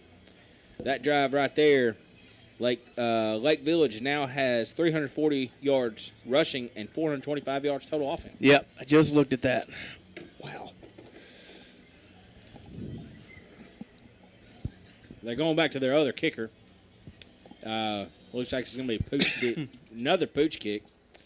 It's going to be kicked to Justin Holloway on that far hash. He's going to be tackled down from behind. He caught it about the 32, 31-yard line and just got past the 35 to the 36. That makes it 1st and 10 from there at the 38-yarder. Wow. 37-yard line. Okay. Scoreboard just said 38, and I was kind of confused. So we're going to go that trip set to that near side. Single receiver is going to be the Jacob Booth to this near side. Trip set to the far side. Jacob Booth is going to be the near side. Hampton's going to be lined up to the right of Holloway. Drew Morgan's coming in motion. There's the snap. Straight drop back pass. It's going to be another little screen play. The screen play got away from the offensive lineman. He had 3 offensive linemen there, and he kind of got in a hurry to dump it over the defense line's head, and he kind of pulled Hampton away, and he get tackled down for a loss on Wow. Yeah, it almost seemed like they sniffed that one out. Definitely knew what we were running, it seemed like. So we're going to line up, and that trips to the near side. Griffith's going to be lined up to the far side by himself. Hampton's going to be to the right. Morgan's coming in motion. It's going to be a straight drop back pass. He's going to have Griffith on a little hitch route. He's going to carry number 7 for the Beavers close to a first down, if not a first down. Yep, That's a first down. Good job. Good job by Griffith right there. You know, these past few games, we move the football. Yep. We're figuring it out. It's what we said earlier. You know, we're figuring out with the guys we got, and that's what you have to do. Another trip. Morgan's going in motion again. Hampton's lined up to the right. Morgan's got the wheel route. It's going to be a dump pass to Booth across the middle on a drag route. Gonna be shy of first It's down. going to be shy of first down, but Hey, that's okay. Holloway looked like a little Tebow S there with the jump ball. Yeah, you know, Sam, we talked about it earlier in the week. If once Holloway got comfortable, that short pass is open. Yeah. I think I referred as a Patrick Mahomes throw. Just fake a run, toss it. It's there every time. Yeah. All right, we're going to go twins to both sides. Hampton's going to be lined up to the right. It's going to be a snap. There's the snap. Stepping up. He steps up in the pocket. Oh, he trips and falls. He did. Hey, you know, in his first start, what Holloway would do, we talk about stepping up, what he Yep. would do, he would roll out instead of stepping up the pocket because That's right. that pocket's forming around him, Yep. and he was trying to roll around it. Now he's stepping up in the pocket. And we've made plays. We're making plays. He's getting coached, and he's understanding what he needs to do at the quarterback position. Exactly. It's going to be a high pass. It's going to fall down incomplete to Tristan Smith on this far side over here. Try to run a little quick hitch route. We ran that post hitch combo set there. Yeah, we probably are a little fortunate there that we didn't get a pick. I was going to say, because I think the Lake Village crowd, I can hear them over there going crazy, like, oh, that should have been an interception. It was that ball close. kind of floated in the air. Man, what determined putting the ball on that hash? I don't know.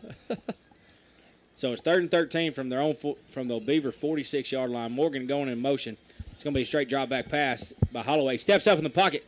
His arm got hit as he let go of the foot as he was throwing the football. He had a man open. He was trying to hit Tristan Smith on this far side over here, but it fell down. Thank goodness, incomplete. End of the third quarter at McGee. DeWitt 19, McGee 0.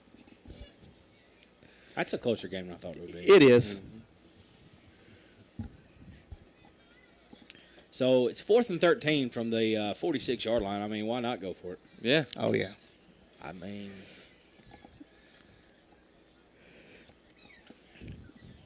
Morgan's going in motion. Hampton's going to be lined up to the right. There's the snap. Straight drop back pass. He's looking for a man. He's looking for Drew Morgan. It's going to be intercepted. Oh. Drew Morgan's going to make the tackle as soon as the ball was caught. Yeah. Hey, So- That's a punt. That is a fun. punt. Yeah, you're and right. I would take that field position. That's good for us. Yeah. I mean, it was a punt. Yep. I mean, it was underthrown, but, It was. if you're not going to score a touchdown in that situation or get the first down, that's not a terrible idea either. Right. So that turnover, it's 1st and 10 from their own 15-yard line for the Beavers with 20 seconds left to go in the third. Lake Village is on top 35-14. When you look at turnovers, advantage Lake Village in that department 2-0. We need a turnover for Yeah. sure. That leads to a touchdown. Couple of them. I kind Yes. of give Lake Village a little bit of props. I was expecting. I'm not being negative towards them. I was expecting some turnovers, maybe some Yes. fumbles, dumb plays. And and something else about them, they figured out to limit the penalties. I mean, Yes, they have. Yeah. They hadn't really gotten any penalties since those first few. That's a fullback. That was another quarterback keeper. He picked up about 9 on the play. Yeah, I'll retract my statement earlier. I said that they'll have more penalties than Dumas. Yeah, I think Dumas still wins that category. Okay, so that's the end of the third quarter. Lake Village on top, 35-14. You're listening to Bulldog Football on Q100. We'll be back in 1 minute.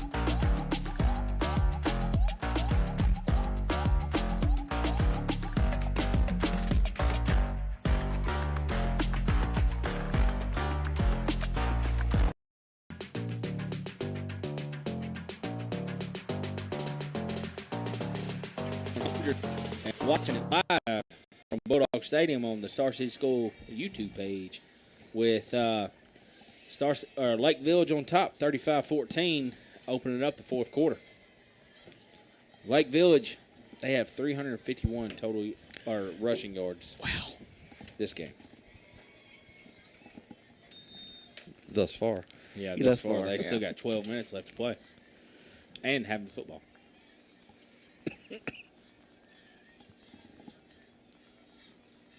Their quarterback's limping around a little bit. They broke the huddle. They're running that wing T formation. It's going to be a handout. It's going to be a fullback dive. He's going to be met in the back. Well, it's not going to be. He's going to have about a 3-yard gain. He got met Well, Fairly quick, but yeah. I forgot what down and distance it was. That's third down, and he got a short gain on the play. It's third and about one. That's a long one. Well, the PA announcer just said it was second down, but Third and 2. He got it okay, right. Yeah. There we go. All right. hey, he's for the home team. Yeah. That's right. Had to get on to him. There's the snap. It's going to be a straight drop back pass. Oh, Man, that would have been Hey, a grab. the wing back there almost had a one-handed grab right in wow. the middle of the field. That the defender on that play was J-Man. You know, there was a lot of Star City players there. That would have been nice to somehow pull in a pick there. Mm-hmm. Yeah, that would have been super nice. Super duper. So it's 4th and 2. I wonder if they're going to run a quarterback sneak here. Yeah, they're coming. They're going to find that seam. Yeah. It's going to be pretty much the same play they've ran every time right there. We're down to 5 seconds left to go on the play clock. 3, 2, 1, 0. Delay game. Ooh. Wow. Not ever. They got the timeout in. Yeah, so they got the timeout in. You're listening to Bulldog Football Q100. We'll be back in 30 seconds.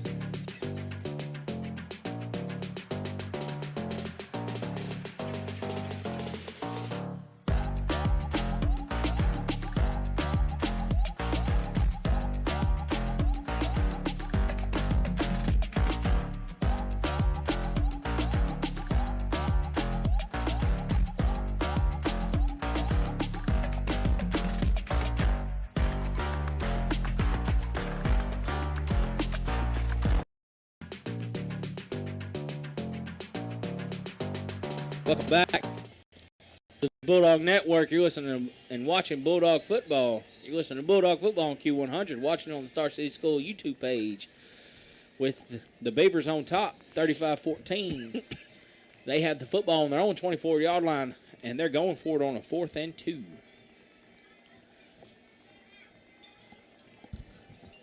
Everybody's going to be in tight right now.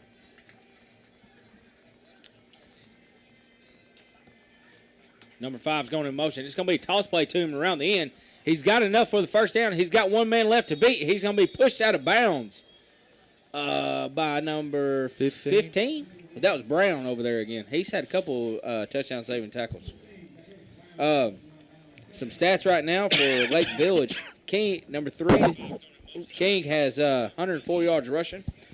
Number 5, Wilson, he has 91, and number 4, Connick has 116. Wow. So Lake Village is pretty much doing what they want to do on the ground. Pretty much. It's going to be 1st and 10 from their own 38-yard line. It's going to be a handoff to the wingback. He's going to be picked up and by number 7, Grant, and just set back down. He gained 2 yards on the play before he was picked up and drove back a little bit. You know, kudos to Tyler Grant for not slamming him on the ground because he had a chance and Right. Getting that unsportsmanlike conduct penalty. Wilson has 105 yards rushing, excuse me. Lake Village has broken the huddle. We're down to under 10 and a half minutes left to go in the ball game. Number 3's coming in motion. It's going to be a straight drop back pass. He's got the seam in the middle. Number 3, 15 instead of tackling him, throws to the shoulder and pushes him into the end zone. Oh, wow. So that's a touchdown, Lake Village. Parker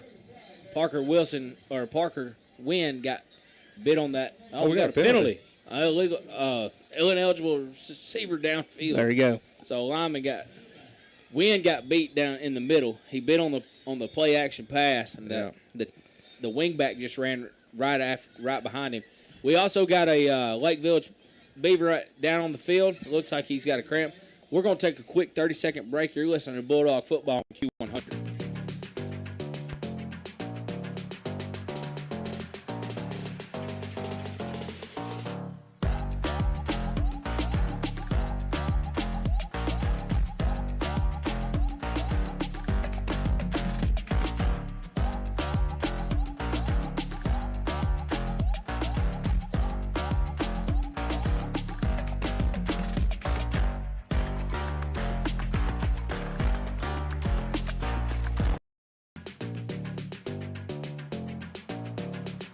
Welcome back to the Bulldog Network. You're listening to Bulldog Football on Q100. You're watching it on the Star City School YouTube page. Lake Village has the football. They just got a touchdown call back. We still got a Beaver down on the field over there. So the touchdown got called back. 2nd and 13 now for the Beavers from their own 35-yard line.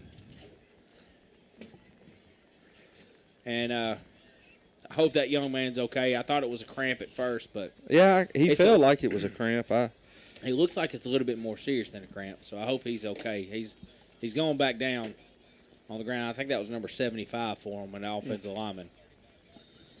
Well, yeah, it's a cramp. They're stretching him out over there.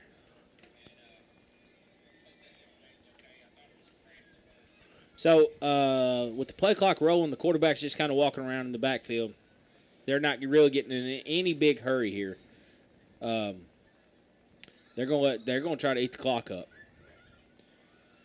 Okay, with 10 seconds, they're under the center now. Man coming in motion. It's going to be handoff to him. He's got the outside. He cuts it back up. Parker Wynn's going to drag him down from behind for the touchdown saving tackle because he had daylight for days in front of him. He was about 8 feet from the sideline, and when he would have got closer, he would have been gone. Wow. Well, thank goodness for Parker. You know, I said this in the pregame, we got to contain the outside. Yeah. We have failed to do that here today. Yeah. Yep. And I know Lake Village is fast. They try to get in that open field and just outrun guys. Yeah. You know, with fast guys, it's hard to hold them in. It's just, you know, at some point, and I hate to say this, it's just almost nothing we can do about it. Yeah. Right. Number 5's helmet came off. He's having to check out. I think that's Wilson for him. He's having to check out of the game. Yeah, that is Wilson. He's having to check out of the game. Helmet came off. So, and that's one key contributor for him that's having to check out. Down to 9 minutes left to go in the game. They're going to have receiver to the far side, single receiver to the near side. Number 2's going in motion. It's going to be a fullback dive. We're going to have a false start on Lake Village. I think it was on that. I think it was on that fullback. He got a little anxious for that dive. He had the little jitters there. Yeah. He was trying to get the ball.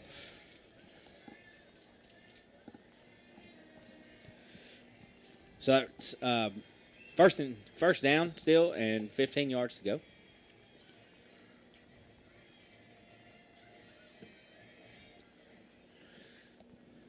And Lake Village is breaking the huddle. They're taking their time. They're going to get out of here with a win. Stuart, when was the last time Lake Village won? Last time they won here, 1998. Another helmet popped off. That quarterback's injured. He's hurting, but he is toughed it out here tonight.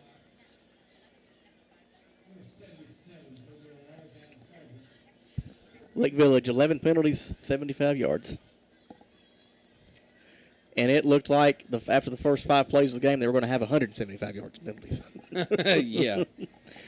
Yeah, so kudos to Coach Green and Coach Tony to figure those penalties out, and good job for the players to listen on their side.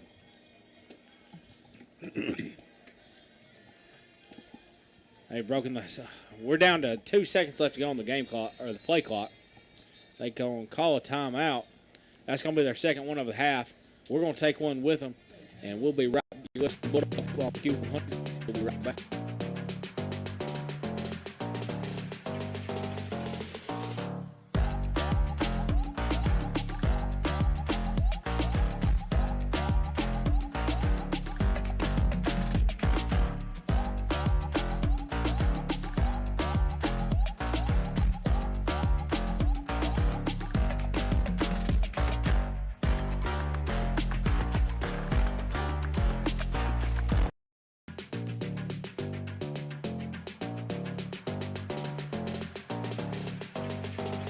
Back here to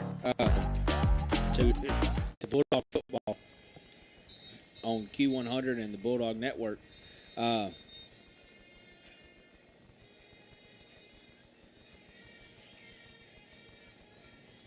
So just to clarify, I just got a message on J-Man is Jamarian Spencer, by the way. Yes. So somebody was asking who J-Man was. My bad. I was using their nicknames. But it's Jamarion Spencer. There's a high snap for the Beavers. He's looking for a man. He's just going out and run everybody to the left-hand side. Wow. That's going to That be a should taunting. be a penalty right there. And I'm not seeing a flag on the play at all. That is just crazy. He was pointing at our defender running down the field, and there was no flag. Wow. No flag on the play. That's crazy. Okay, well, that is astonishing. I think the refs are ready to go home. Yeah, I think so. I mean, that's taunting.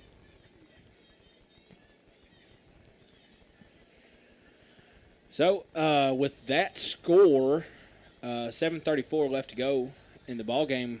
41 Lake Village, 14 Star City. And with 11 minutes left to play in Magnolia, Magnolia leads Hamburg 46-40. That's a high-scoring game. Very high-scoring game. So Lake Village is lined up to go for two here. Another high snap. We got a flag on the play. Looks like it's going to be holding. So that's going to push them back a little bit.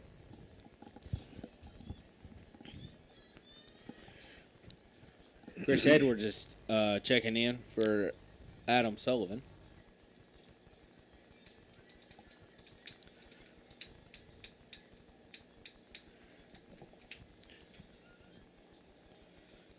Lake Village is deciding what they're going to do. Number 4, it looks like he's checking out on the play. He was the one that scored the touchdown.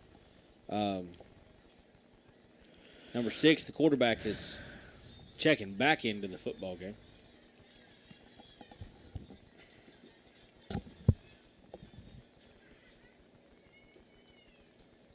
He's walking into the huddle. Huddle is broken. We're down to 10 seconds left to go on the play clock. Man going in motion. It's going to be a toss play to number 5 around the left-hand side.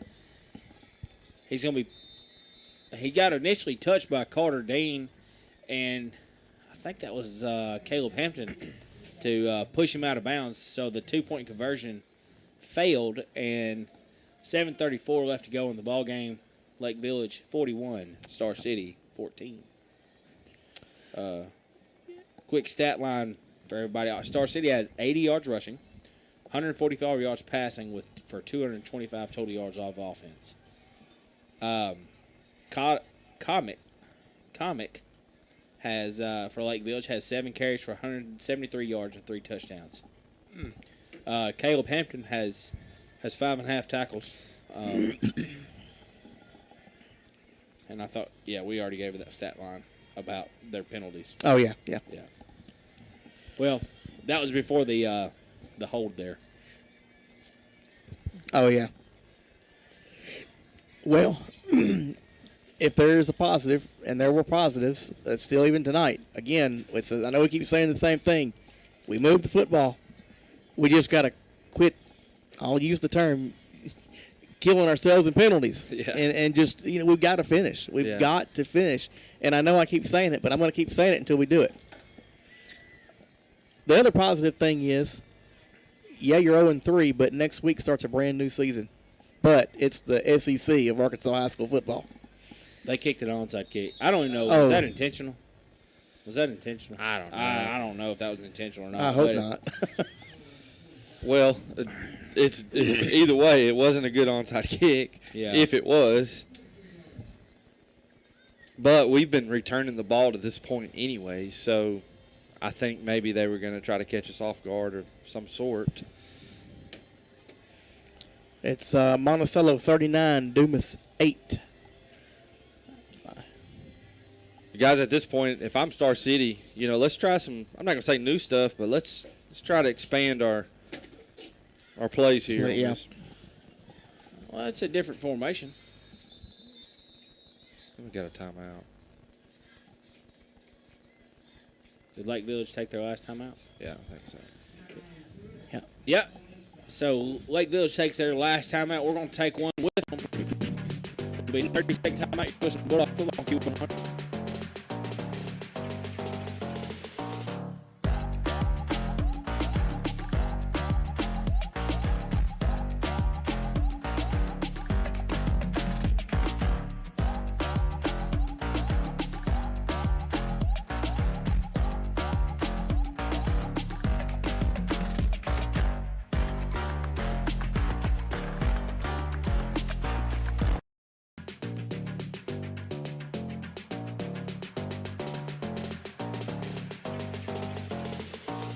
Welcome back to Bulldog Football. We're going to start CS football. We're going to trips to that far side, single receiver to the near side. Hampton's going to be lined up to the left of Holloway. There's a snap. It's going to be a quick hitch to Griffith. He's going to have enough for a first down.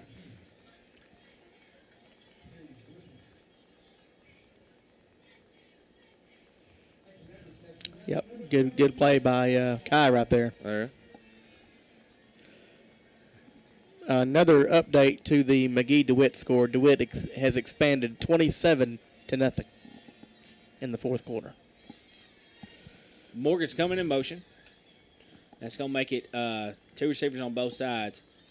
It's going to be a little dump pass to Caleb Hampton. He's broken 2 tackles. He broke a third, and he scampers out of bounds. So 7:03 left to go in the ballgame, and that makes it 2nd and 5. Hampton's pretty shifty. Yeah. He can shed tackles pretty good. He's touched the ball a lot tonight. Yeah, he's got it for sure.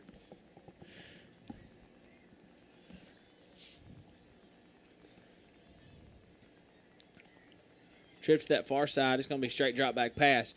I thought he had a man open on that drag route across, but the left side was collapsing in, so he rolls out to the right and throws it out of bounds. 3rd and 5 coming up.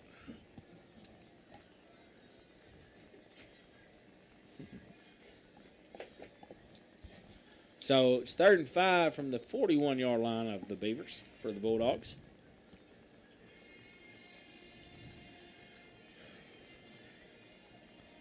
They're going to go in that twin set on both sides. Hampton's going to be lined up to the right of Holloway. There's the snap. It's going to be a quick pass to Drew Morgan, who's going to have enough for a first down. He's going to be slung down right after he catches the football, and that makes it 1st and 10 for the Bulldogs. I like the short pass game. I mean, I'm not sure. We did a little bit. I'm not sure why we didn't consider this earlier.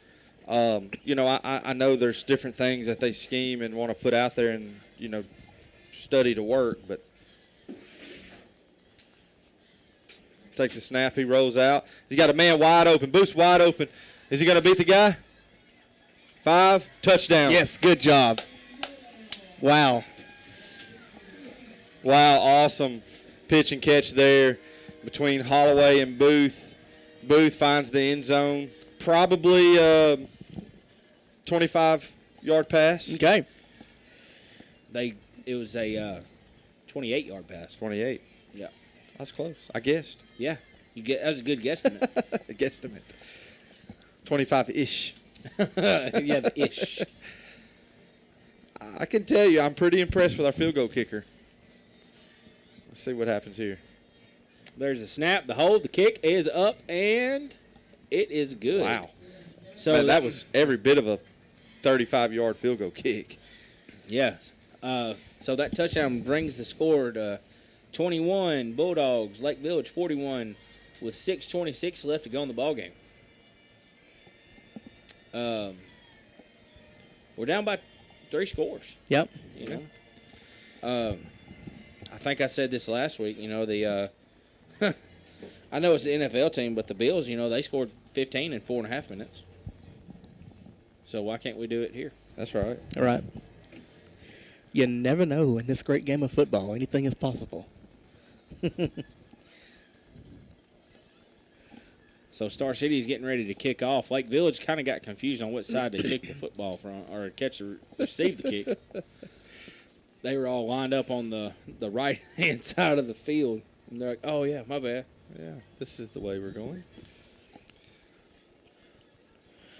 So Esteban's getting lined up for the kick.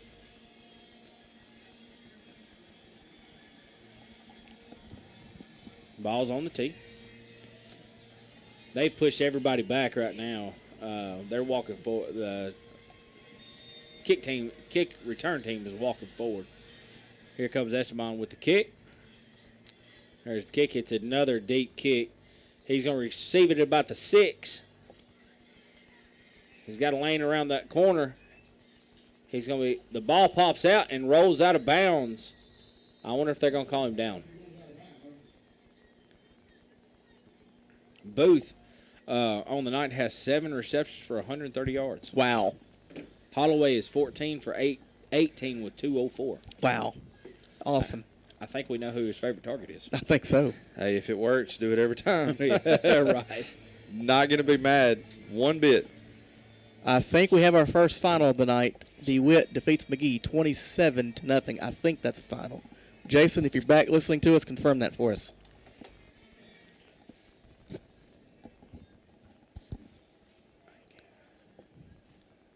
So it's 1st and 10 for Lake Village on their own 20.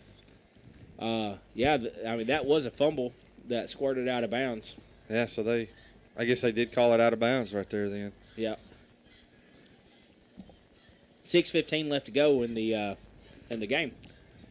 They're going to be lined up in that wing tee set. Quarterback under center. It's going to be a handoff around the end. He's going to be. We had him Wow. in a sack in the backfield. Wow. He's going to be pushed out of bounds. I don't know who pushed him out of bounds. Caleb Hampton. We got fog on our window. We all but had him on the ground. Wow. 3-yard loss at least. Wow. They're pretty quick, man. Yeah. Once they get on the edge, they turn the jets on. Yeah, And there's nothing you're going to do They about want to it. get outside. You know, I spoke about that earlier. They want to get outside and just outrun you. Well, I'll make you a prediction right now. Lake Village is picked to finish last in their conference. They won't finish last in the conference in the 8 AAA. They got a man going in motion. A little bit of confusion. They don't have any timeouts. Yeah, what are they doing? They're gonna have to take the delay game. Okay, I was about to say. I mean, yeah, there's quite a bit of confusion there, and they had to take a delay game there. Yep.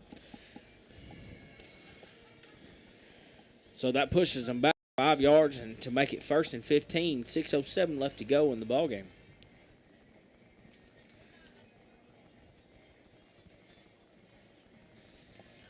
They're lined up in that wing tee set. Number 5 going in motion. It's going to be a quarterback keeper again. He's just barreling his way forward. He's out past the original line of scrimmage, and he's got a +5 on the carry. He had a 10-yard carry, so that makes it 2nd and about 5. Parker Wynn made the tackle.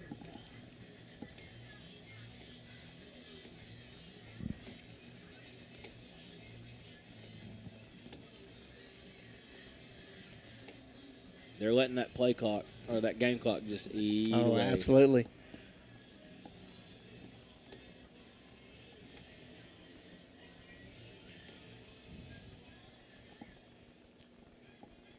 Wing tee set. A little bit of confusion there. They're going to take another delay game penalty. You know, this is what's frustrating is that they can take these penalties, back up 5 yards, have a 2nd and 15.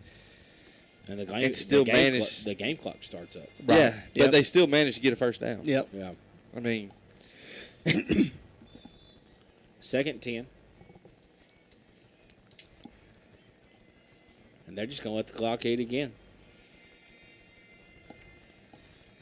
Down to 5 minutes left to go in the ball game.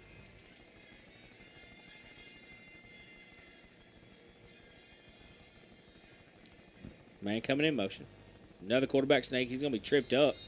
You know, he's up, getting up limping quite a bit, and he's been a pretty key essential to him. Yeah. I would figure something else out. Man, if I'm up and he's my main guy, quarterback, we got 4 minutes left. You're winning 41-21.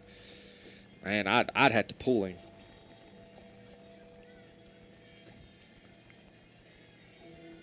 Yeah, absolutely. And I'd save him for. I think they have Ryzen next week to open up conference play, or they have Dumas. Either way, yeah, you're right. That's getting ready for next week. It's going to be a toss play around the end. Blocking the back right there. I'm not seeing a penalty. No. Wow. It's going to make it fourth down.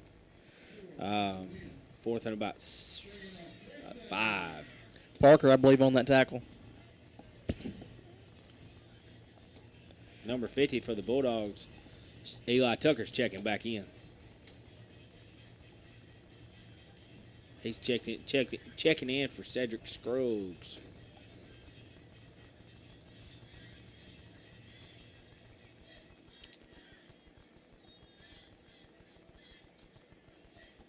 Number 5 going in motion. It's going to be a toss play to him around the right-hand side. He's got the edge. He's going to have enough for a first down and a touchdown. Yep, I figured he was going to score when the air horn blew. Yeah. Who was that on the carry? I'm sorry, he might have already said, but That was number 5. I think it's Wilson. yes, Yeah, that's AJ Wilson that's it. Yep. on the carry. That was a this is a 66-yard run. Would y'all agree with do y'all agree with my statement a while ago when I said they won't finish dead last in their conference? They'll No. win some games. Yeah, they will. Yeah, they'll Yeah. win. They'll win a Yeah, few. I think you're right. And in that conference, you know, you got Barton. I think they'll beat Barton. I don't think they'll beat Ryzen. No. If they do beat Ryzen, they'll out-athlete them. They won't. I don't think they'll beat McGee. They won't beat Fordyce. No. I think they'll have a chance against Dumas. Yeah. Illegal shift against the Beavers to push them back 5 yards there for the 2-point. Who else is in that conference? Let's see. Palestine, Wheatley. I They'll think beat we've them. named all of them. Palestine, Barton, McGee, Lake Village, Dumas, Fordyce, Ryzen, and one more. I might have to break out my Hootens book. Me too. Let's see. Yeah, I think the coaches kind of underestimated Lake Village this year. I mean, when was the last time Lake Village had a winning record? Oh my goodness, Sam! You may have to go back to the Darren Tony days. I mean, seriously. I mean- seriously. I mean, it's probably been that long, and that would have been 2001, 2002. Yeah, I mean, because right now, ball pops out. It's dead. It's a dead ball. Why can't we have that on like a Hey, you want to hear normal play? You want to hear a stat? You know how many rushing yards Lake Village has? 500. 513. 513. Oh my goodness. 16 total yards of offense. No pun intended, guys, but I never thought I would see that day. I'm trying to find out who else. Drew Central. Drew Central. That's it. Yeah, they'll beat Drew Central. Yeah. I think they have a possibility. I mean, let's see. I tell you how kind of a nerd I am. I carry around a I was just book. going to say, you actually have your Hoots book. Yeah, I with you. keep it with me. I got to fact check myself. I think that they won't beat Lake Village, won't beat Fordyce, they won't beat McGee, they won't beat Ryzen. I think they have a possibility to finish fourth in their conference. Because that's Dumas, Palestine, Wheatley, Barton, Drew Central. I think they got a chance to finish fourth in their conference. Yeah. How many yards did you say they had on offense? 616. Okay. That's more than we gave up to McGee. We gave up 495 to McGee. Yeah. There's the kick. It's going to be a squib kick to Justin Holloway. He's going to run it Oh, right boy. at the defender and steamrolled number 17 for Lake Village. Man, he's got to be careful dropping that shoulder. He's going to get him a stinger.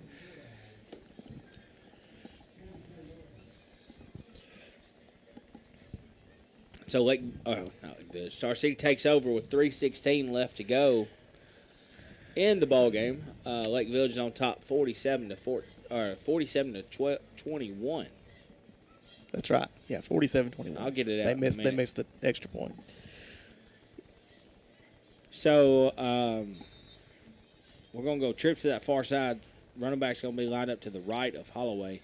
It's gonna be Hampton. There's the snap. It's a rollout pass. There he He's is. got a man. He dumps it off to And it's fumble. and he fumbled. It was out of bounds, I think. I can't see this. Yeah, the very windows done got That- fogged up on us. That humidity's done set in. Yeah. Star City is able to retain the football because it squirted out of bounds. He had a man open on He that did. cutback. Yeah, would have almost probably got us a first down, maybe Wow. 3 or 4 yards after that, at least a 15-yard gain.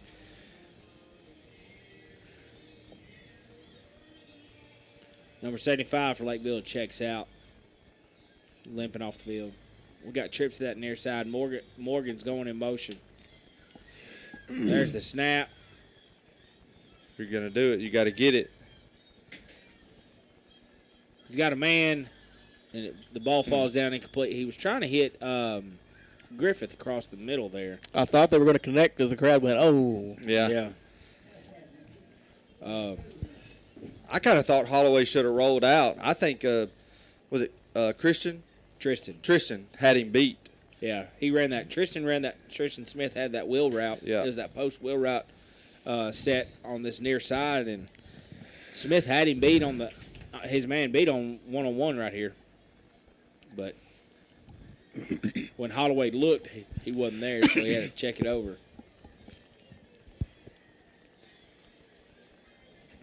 Trips to the near side. Holloway straight drop back pass. Steps up in the pocket. He's going to tuck it and run. He's going to be close to a first down if he can get the first down. He's going to be right at that marker. Yeah, he's giving it to us. He got it. There you go. Good job. I think he moved a little bit after he set. So that makes it 1st and 10. 2:51 left to go in the ball game with Lake Village on top, 47-21. Star City has the football it's for 1st and 10 on the Lake Village 46-yard line. Straight drop back pass. He connected with Booth for about a 5-yard pass. He got rushed and just kind of dumped it right over the offensive lineman's head for Booth for about a 5-yard gain. That was a great job by Jacob Booth to be able to hang on to the football there. It was. It was a 3-yard gain. I said a 5. Hey, still positive yardage. There you go, Stu. Trips to that far side. Single receive the near side. There's the snap. Holloway steps up in the Run pocket. He pulls it down. He makes a man miss. He's still fighting for yards. He's going to be pushed out of bounds. Yeah. There's going to be a late, Oh, there we go. tackle on the play, out of bounds, and that's going to draw a flag on the play for Lake. You know, I will give it to Lake Village. They've showed some decent sportsmanship. You know, they're all slapping each other on the helmets, the Star City players. So I don't think it was totally intended, but when you hit that white line, you got to give up. Sure. Yeah, so that was a personal foul against the Lake Village Beavers. That's going to push it deep inside Lake Village territory now. Inside the 20, down at the 19-yard line where Star City's got a 1st and 10. We're going to go trips to that far side. Griffith's going to be the single man to the near side. Hampton's going to be lined up to the right of Holloway. Drew Morgan's coming in motion. There's the snap. He fakes the hitch route. He's got Booth wide open in the middle of the field. And touchdown, There you go. Bulldogs.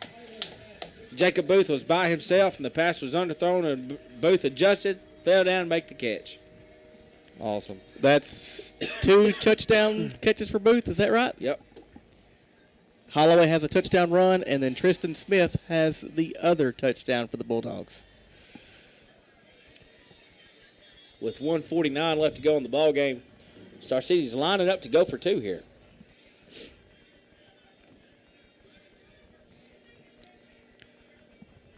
I think we're going to take a timeout. Yeah, we're going to take a timeout. Star City's going to take a timeout. We're going to take a quick 30-second timeout with them. We'll be right back on Q100.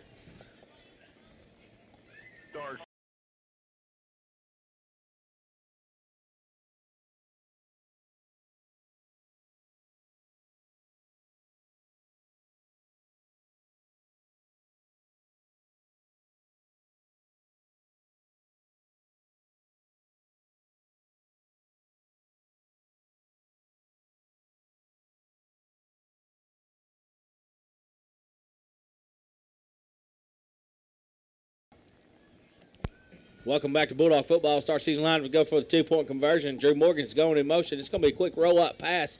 He's got him on the corner. 2-point conversion Is it complete? What, did he drop it? Yeah, he dropped it. Falls down incomplete. I thought he had it. I looked away, and it was the same. It's actually, hey, funny story. It's actually the same pass route that Hunter Renfro scored in that the national championship. Oh, for Clemson? Yeah. Yeah. To beat Alabama. Yeah. It was actually that same pass concept there. Well, So 27-47. Lake Village on top. 1:49 left to go in the ballgame. Holloway is 17 of 22 for 228 yards. Booth has 9 receptions, 100 and, is that right? Read that. Yeah, Booth has 9 receptions, 153 153. yards. Okay, I just want to make sure. 2 touchdowns. It's going to be hard. We gave it to Holloway last week. Hey, Player of the game. I think we're kicking an onside kick. Yeah. I didn't think about that. You're right. I mean, why not? Sure. I don't know. He's lined up pretty deep. It's the big man. Oh, what are we doing? False start. He's over there doing the disco.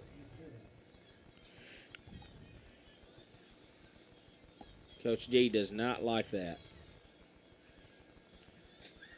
Maybe saying that I don't think we had enough men on the field. Yeah, 18's running out there. Well, 3 checked out.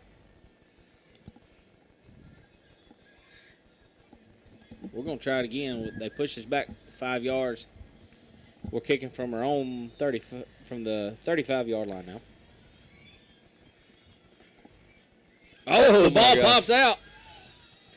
I think we got it. Star All right. City recovers it. You got 2 Beavers down on the field. They got stuck. Hey, when you're down and out, you just got to try something. Absolutely. You got 2 Lake Village. You got 2 guys on the field. They're down. Great job by David Espon on the onside kick, and I don't know who laid the hits. It was man. There was a handful of Beavers that just got smashed. Great job by the the onside kick team there. Yes. So Star City's taking over from the Beaver 40-yard line. Minute and a half offense. Lake Village has a man checking on late. Drew Morgan's coming in motion. There's a snap. Holloway steps up. He's looking for a deep ball. He got hit as it was thrown, almost picked off. He's looking for Tristan Smith. Star City has 99 yards of rushing, 228 yards of passing, 327 total offense. It was a holding penalty against the Star City Bulldogs. That's going to push them back to first and or we're going to replay the down. It's going to be 1st and 20. That's not what we wanted. No. They got it from the 50 now with 1:42 left to go in the ballgame. We got twin set to both sides. Hampton's going to be lined up to the left. It's going to be a straight drop back pass again. Holloway steps up. He's shaking and baking, making a couple of defenders miss. Ooh, he got flipped on his head after a decently positive game. We need to get back on the football. Yeah. We're walking around. We need to get on the football. Coach Taylor's trying to get them up to look at him. Calling in the play. Down to 1:15 left to go.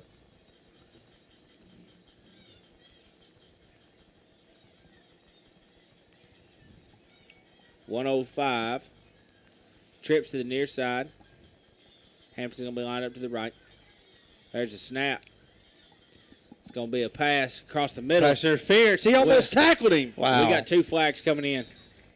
We're down in under a minute now. 56 seconds left to go in the ball game. It's going. Holloway was looking for Drew Morgan on the post route, but he got ripped, tackled up.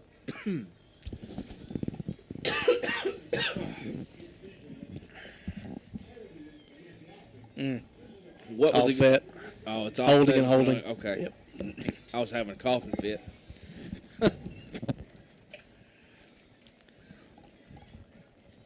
So we have offsetting penalties. Brings up 2nd and 14 again from the Beaver 44. We got trips to the near side. Single receiver to the far side. That's going to be both over there on that far side. There's the snap. It's going to be a rollout pass to the left-hand side. Holloway's looking for somebody. He found, I thought he had Morgan there for a quick second. The ball was thrown up, and the ball got knocked away from Drew Morgan. Brings up 3rd and 14. 49 seconds left to go in the ball game.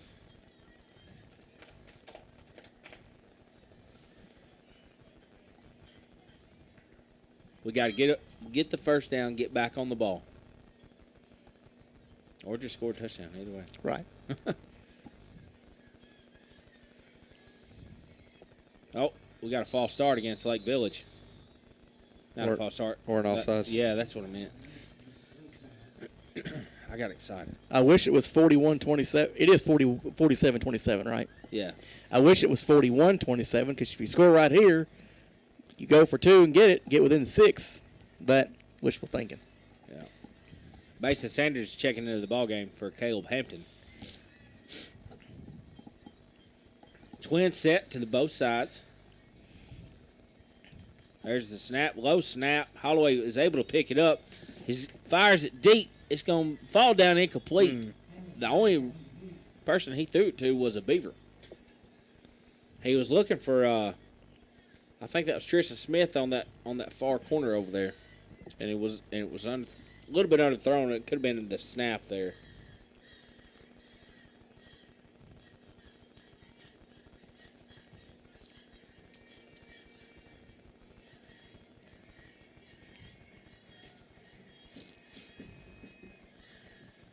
So we're going to go to that trips.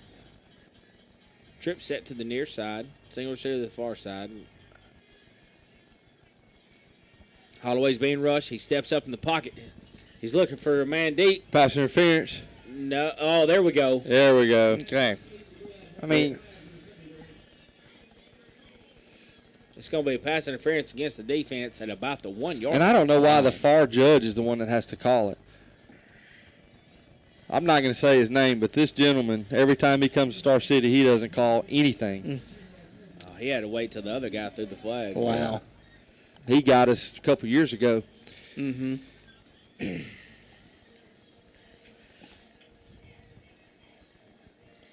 I don't even know why he had his flag out if he initially wasn't going to throw He it. wasn't going to throw it. No. So it's 1st and 10, 35 seconds left to go in the ball game. Saw City has the football from the Beaver 24-yard line.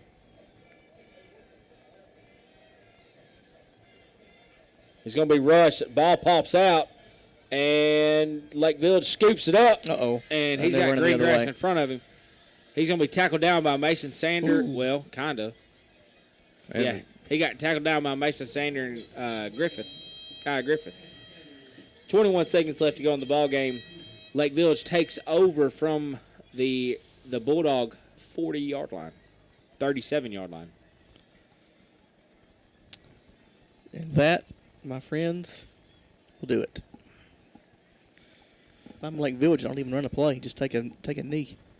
Take, what, 2 knees? It's just one. One should get it. Yep. 25. Oh, yeah, 1 knee for Yeah. sure. Yep.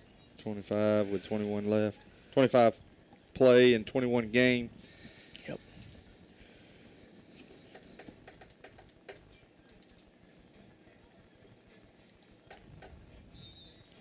It looks like they're lined up in that wing T set. Yeah, they're going to take a knee. Chris Edwards is going to draw a penalty there.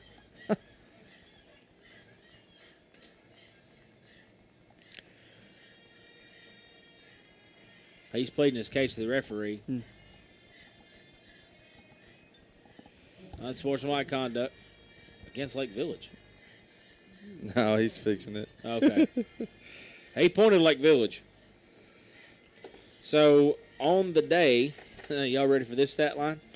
Star City has 4 penalties with 30 yards. I don't know if Blake is counting this one, but Lake Village 18 penalties for 135. Is right. So we're down to 10 seconds now. So that's gonna be the ball game here tonight, guys. Yep.